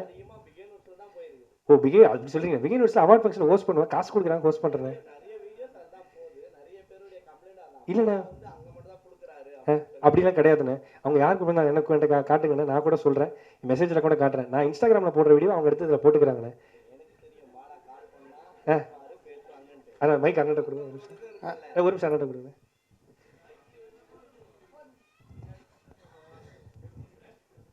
சொல்லுங்கண்ணே. நீங்கள் ஃபோன் பண்ணாலும் உதவி கேட்டாலும் உடனே செய்வீங்க. மற்றவங்களோட குறையும் இருக்குல்ல, ஏன்னா இங்கே நிறைய பேர் யூடியூபர்ஸ் சேனல்ஸ் வந்து பிடிக்க முடியல, பாலா எடுக்க மாட்டுறாரு. ஏன்னா இதுக்கு முன்னாடி விஜய் டிவிலேருந்து வந்தவங்க சில பேர் வந்து இதே மாதிரியான ஒரு உச்சத்துக்கு வரும்போது அதே ஆட்டிடியூட்டில் வந்தாங்க. ஆனால் ஆள் அட்ரஸ் எல்லாமே இப்போ காணாமல் போயிட்டாங்க. ஸோ அந்த இதில் தான் அவங்க சொல்கிறாங்க. ஏன்னா பாலான்ற ஒரு பையன் வந்து லாரன்ஸ் சார் சொன்ன மாதிரி தான், நீங்கள் உயர்ந்தால் அடுத்த ஒரு குடும்பங்கள் நிறைய உங்களுக்கு கீழே இருக்கவங்களாம் உயர்வாங்கன்றதுக்காக தான் இந்த கொஸ்டின்ஸ். நீங்களும் அதை மதிச்சு ஃபோன் பண்ணாங்கன்னா அவங்க யார் ஃபோன் பண்ண எடுப்பேன். இங்கே இருக்கிறவங்க ஒருத்தர் இல்லைனா கூட நான் இந்த இடத்துல இல்லைண்ணே. அதை நான் அப்படி மதிக்கிறேன் நான். ஏன்னா இங்கே நான் ஆடியோ லான்ச் ஹோஸ்ட் பண்ணியிருக்கிறேன், ப்ரெஸ் மீட் ஹோஸ்ட் பண்ணியிருக்கிறேன். இங்கே எல்லாம் இருக்கிற ஒவ்வொருத்தருக்கும் என்னை அந்த வீடியோவில் எடுத்து காட்டல அப்படின்னா பாலான்ற ஒருத்தனே கிடையாது. இங்கே இருக்கிற எல்லாருமே எனக்கு ரொம்ப ரொம்ப முக்கியமானவங்க தான். அப்படி எதுவுமே விஷயம் கிடையாது. நீங்கள் எனக்கு தெரிஞ்சு ஏதாவது ஃபேக் வீடியோ பார்த்துருப்பீங்கன்னு நினைக்கிறேன். இல்லை லாரன்ஸ் மாஸ்டர் தான் ஃபர்ஸ்ட் உங்களுக்கு ஹீரோ ஆக்கணும்னு சொல்லியிருந்தாரு. லாரன்ஸ் மாஸ்டர் ஏதாவது காலையில் விஷ் பண்ணாரா? விஷ் பண்ணாங்கண்ணே. இன்னைக்கு ஆக்சுவலாக அண்ணனுக்கு ஷூட்டிங் போயிட்டு இருக்கு. இந்த ஒரு 3 நாளாக வந்து அண்ணனுடைய படம் ஷூட்டிங் போயிட்டு இருக்கு. அதனால தான் வரல. நாளைக்கு ஆடியோ லான்ச் கண்டிப்பாக வருவாங்க. இன்னைக்கு அண்ணன் வர வேண்டியது ஆக்சுவலாக கொஞ்சம் ஷூட்டில் மாட்டிக்கினாங்க. அதனால தானே இந்த கொஸ்டின் வரும்னு தெரியும். ஏன்னா அவர் வந்து ஸ்டேஜில் வந்து சொல்லியிருப்பாரு, இந்த மாதிரி நான் வந்து உன்னை கண்டிப்பாக ஹீரோ ஆக்குறேன் அப்படின்னு சொல்லியிருப்பாரு. டு பி ஃப்ராங்க் என்னன்னா, இந்த படம் வந்து ஷெரீஃப் என்கிட்ட கதையை சொன்னதுக்கப்புறம் I was very strong on the story. So இதை வந்து கண்டிப்பாக பாலா வச்சு பண்ணலாம் அப்படின்னு சொன்னது. பாலா வந்து மீட் பண்ணதுக்கப்புறம் பாலா வந்து he was very happy. Okay brother நம்ம பண்ணுவோம் அப்படின்னு சொல்லிட்டு முதல்ல பாலா வாயிலிருந்து வந்த வார்த்தையே லாரன்ஸ் அண்ணா, பிரதர் லாரன்ஸ் அண்ணா கிட்ட ஒரு வார்த்தை கேட்டுக்கலாம். ஸோ அவர் ஏன்னா ஆல்ரெடி அவர் வந்து நம்ம வச்சு பண்ணலாங்கிற மாதிரி ஒரு ஐடியாவில் இருக்காரு, அவர் தப்பாக நினச்சிருவாரு அப்படின்னு சொல்லிட்டு within a second day he got appointment. So நாங்கள் போயிட்டு அவரை பர்சனலாக மீட் பண்ணோம். ஸோ பர்சனலாக மீட் பண்ணி பேசின உடனே அவர் என்கிட்ட சொன்ன ஒரு 2 வார்த்தை தான், உன்னை பார்க்கும் போது வந்து எனக்கு ரொம்ப ஜென்யூனாக தெரியுறீங்க. So I think so you will finish the project. தம்பி வந்து நம்பி வரான், ஏமாத்திராதீங்க அப்படின்னு சொல்லி ஒரே வார்த்தை சொல்லி தான் he just sent. So far is in contact. So அவர் வந்து அப் டு டேட் வந்து என்னென்ன நடக்குது எதுங்கிறதெல்லாம் அவர் வந்து கேட்டுட்டு தான் இருக்கார். பாலா சார் செப்டம்பர் 5 சிவகார்த்திகேயன் நடிச்ச மதராசி படம் இருக்கு. அதுக்கு போட்டியா நீங்களும் கலை இறங்குறீங்க. முருகதாஸ் டைரக்டர். இந்த தேதியை வந்து நேருக்கு நேரம் போதுன்னு முடிவு பண்ணது யாரு? எப்படி அவ்வளோ தைரியமா இருந்தீங்க? அது வந்து ஆக்சுவலி பாலாக்கே தெரியாது. இதுதான் உண்மை. சக்திவேலன் சார் கூட இருக்காரு. நாங்கள் வந்து ரிலீஸ் டேட்டை பற்றி பேசிட்டு இருக்கும்போது வேற டேட் தான் பிளான் பண்ணியிருந்தோம் சார். இல்லை அவருக்கு தெரியாது சார். அதனால தான் ஆக்சுவலாக நான் சொல்கிறனால சொல்கிறேன், எனக்கு அது தெரியவே தெரியாது. செப்டம்பர் 5 ஓகேண்டா கட் பண்ணா அவ்வளோ பெரிய படம் வருது, ஐயோ அதில் எப்படி நம்ம தெரிய போகிறோம்? அதுதான் இல்லைடா நான் பேசிட்டே இருக்கும்போது இப்போ பார்த்தீங்கன்னா உங்களுக்கு தெரியாததே இல்லை சார். வாரம் 4 படங்கள் 5 படங்கள் வருதுங்க சார். ஸ்க்ரீன் வாங்குறது தான் பெரிய விஷயமா இருக்குது, அந்த ஸ்பேஸ் எடுத்துக்கிறது தான் பெரிய விஷயமா இருக்குது. ஸோ அப்புறம் ஓடிடியோட டிமாண்ட்ஸ், அவங்க சொல்கிற டேட்ஸ், இந்த மாதிரி எங்களுக்கு நிறைய சேலஞ்சஸ் இருந்தது. சொன்ன டைமுக்கு படத்தை முடிச்சிட்டோம், ரிலீஸுக்கு கொண்டு வரணுன்ற ப்ரெஷர் வந்து ப்ரொடியூசர் சாருக்கு பெருசாக இருந்தது. அப்போ என்னடான்னு பார்க்கும்போது நாங்கள் பிளான் பண்ண டேட்டில் 6 படம் வருது சார். சரி என்ன பண்ணலாம் அப்படின்னும் போது ப்ரொடியூசர் சார் வந்து காரில் சும்மா நான் வண்டி ஓட்டிகிட்டே இருக்கேன், கூட வந்துட்டு செப்டம்பர் 5 வரலாமா பிரதர்னோ. நான் ரொம்ப ஜாலியாக சூப்பர் பிரதர் பண்ணிடலாம், 15 நாள் முன்னாடி சார் நீங்கள் போய் போஸ்டர் பாருங்கள், பண்ணிடலாம் பிரதர். அப்புறம் வேற என்ன பிரதர், அது டே நைட்டுன்னு ஒர்க் பண்ணலாம் பிரதர். நான் வந்து கிண்டலாக பேசிகிட்டு இருந்தேன், சீரியஸாக என்னை கலாய்க்கிறாருன்னு நினச்சி பேசிட்டு டிஸ்ட்ரிபியூட்டர் ஆஃபீஸ்க்குள்ளே போயிட்டோம். சக்திவேலன் சாருக்குமே தெரியாது. திடீர்னு சொல்கிறாரு செப்டம்பர் 5ன்னு. எனக்கு ஒன்றுமே புரியல. சார் இவ்வளோ நேரம் பிரதர் நீங்கள் சீரியஸாக தான் பேசிகிட்டு இருந்தீங்களான்னா, ஆமாம் நீங்கள் தான் சொன்னீங்க டே நைட்டு வேலை பார்க்குறேன்னு, இப்போ நான் மாற்றி பேசுகிறீங்கன்னு என் பக்கம் திரும்பிச்சு பால். சீரியஸாக சொல்கிறேன், 7 நாள் ஆகுது, எல்லாருமே இப்போயுமே அங்கே வேலை போயிட்டுருக்கு. மெர்வின் ஓடிட்டாரு, இப்போ முடிச்சுட்டு நான் மிக்ஸுக்கு போகணும். இவனுக்கு கால் பண்ணேன் நான், செப்டம்பர் 5 அண்ணே இந்த வடிவேல் ஒரு சீனில் சொல்லுவார், ஐயோ நீங்களா அந்த டோனில் பேசுகிறோம். அண்ணா எப்படின்னா 5 சொல்லி, இல்லைடா வேற வி டோன்ட் ஹாவ் ஆப்ஷன், நம்ம இந்த டேட்டில் வந்தாகணும். ஸோ அவர் மிகப்பெரிய ஹீரோ, அவர் படம் டிக்கெட் கிடைக்காம ஒரு 100 பேர் 10 பேர் இருப்பாங்கல்ல, அவங்க வந்து பார்த்துருவாங்களான்ற நம்பிக்கையில் இந்த படம் நாங்கள் இறங்குறோம். இதை சொல்லி தான் நான் சால்வ் பண்ணாங்க. என்னன்னா இன்னும் 5ஆம் தேதி எப்படின்னா, ஐயோ அண்ணன் முன்னாடியா, ஐயோ அண்ணெல்லாம் எவ்வளோ பெரிய, அவங்க தேட்டர் எவ்வளோ பெரிய படம் வரும், அது முன்னாடி எப்படின்னா நம்ம வந்து பார்ப்பாங்கன்னு கேட்கும்போது அப்போ ஒன்று சொன்னார், அந்த படம் டிக்கெட் ஃபுல்லானா ஒரு 10 பேர், டிக்கெட் கிடைக்கலையா? சரி ஓகே, அடுத்து என்ன படம் வருது, அப்படி வருவாங்கடா அப்படின்னு சொல்லி தான் நான் ஆஃப் பண்ணேன். அண்ணே அண்ணே சிவான படம் கண்டிப்பாக ஜெயிச்சிருண்ணே. அண்ணன் வந்து வேற லெவலில் முதல்ல வரோம், எங்கள் படமும் ஜெயிக்கணுண்ணே. அது போட்டிருக்காருல்ல சார், அதான் காந்தி. அவர் தான் காந்தி சார், அவர் போட்டிருக்க கண்ணாடி சார், அதான் கதை சார். அப்படியெல்லாம் இல்லை. ஆக்சுவலி இந்த கதை ரொம்ப நல்லா இருந்துச்சு. கதை பார்த்து தான் நான் படத்துக்குள்ளே வந்தேன். அதுவும் பாலா யாரையும் ரிஜெக்ட் பண்ணல, ஹீரோயின்ஸ் தான் பாலா ரிஜெக்ட் பண்ணியிருக்காங்க. ஸோ எனக்கு என்னமோ எனக்கு தோணவே இல்லை, ஐயோ பாலா வச்சு நம்ம ஹீரோயினாக பண்ணுறோமா, எனக்கு அப்படியெல்லாம் தோணவே இல்லை. சத்தியமாக Bala is a very good performer, ரொம்ப நல்ல ஹியூமன் பீயிங் ஆல்சோ. அப்படி ஒருத்தரோட பண்ணுறதுல எனக்கு பெருமையாக தான் இருந்துச்சு. தேங்க்யூ. அர்ச்சனா மேடம்கிட்ட 2 கொஸ்டின் கேட்கலாம். கொஞ்சம் இங்கிதமான கேள்விகளை கேட்கும்படி தாழ்மையுடன் கேட்டுக்கிறோம். மேம் வாங்க மேம். வருவாங்க மேம். இங்கே வந்து பேசினா தான் அங்கே ரெக்கார்ட் ஆகும் மேம், ஆடியோ. ரொம்ப ரொம்ப பயபக்தியோடு நிற்க வைக்கிறாங்க உங்கள் முன்னால். சொல்லுங்க மேடம். பானுமதி மேடத்தை பற்றி நீங்கள் அவ்வளோ புகழ்ந்து பேசுனீங்க. இப்போல்லாம் ஏன் அந்த மாதிரி அவ்வளோ திறமைசாலியான ஹீரோயின் ஏன் வருது இல்லை? நிறைய பேர் லேடி ஹீரோயின் வந்து டைரக்டராகவே ஆகிறது இல்லை. என்ன காரணம், என்ன தடை?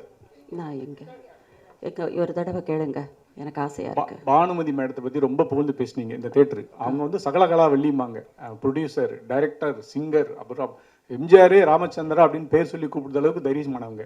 சமீப காலத்தில் வந்து ஹீரோயின்கள்லாம் கொஞ்சம் கொஞ்சம் காணாமல் போயிடுறாங்க, டைரக்டரே ஆகிறது இல்லை. என்ன காரணம், அவங்களை தடுக்குது யார்? டைரக்டர் ஆகிறதில்லைங்கிற கேள்விக்கு வந்து பெருசாக எனக்கு பதில் இருக்காது. அந்தந்த காலகட்டத்தில் வந்து ஒரு 10 வருஷத்துக்கு ஒரு தடவை யாராவது ஒரு உமன் டைரக்டர் வராங்க. ஆனால் அவங்க எத்தனை படங்கள் பண்ணுறாங்கங்கிறது என்னால் அதை சொல்ல முடியும், நம்ம யாராலையும் சொல்ல முடியாது. இனி பானுமதி அம்மாவுடைய அவங்களுடைய ஸ்டேச்சர், அவங்களுடைய லெவல் ஆஃப் ஃபிலிம்ஸ் வந்தப்போ வந்து சினிமா ரொம்ப உண்மையாக இருந்திருக்கு.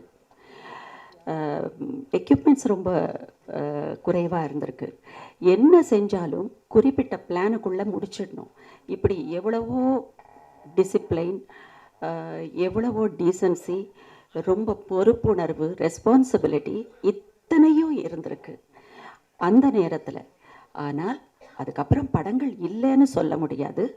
அவங்க நடித்த மாதிரி ஒரு நாகரிகமான படங்கள் அந்த மாதிரி இல்லாமல் இருந்திருக்கலாம். ஆனால் ஒவ்வொரு டிகேட்லேயும் சில டைரக்டர்ஸ் வந்துக்கிட்டே இருந்தாங்க, சில ஆர்டிஸ்ட் உருவாகிக்கிட்டே இருந்தாங்க. ஸோ இல்லை டோட்டலாக அப்படின்னு சொல்ல முடியல. இப்போ இந்த ஒரு 10-15 வருடங்களாக தான் பெண்களை மையப்படுத்தி ரோல்ஸ் இல்லை. திரும்பவும் அது ஆரம்பித்தா நல்லாயிருக்கும்.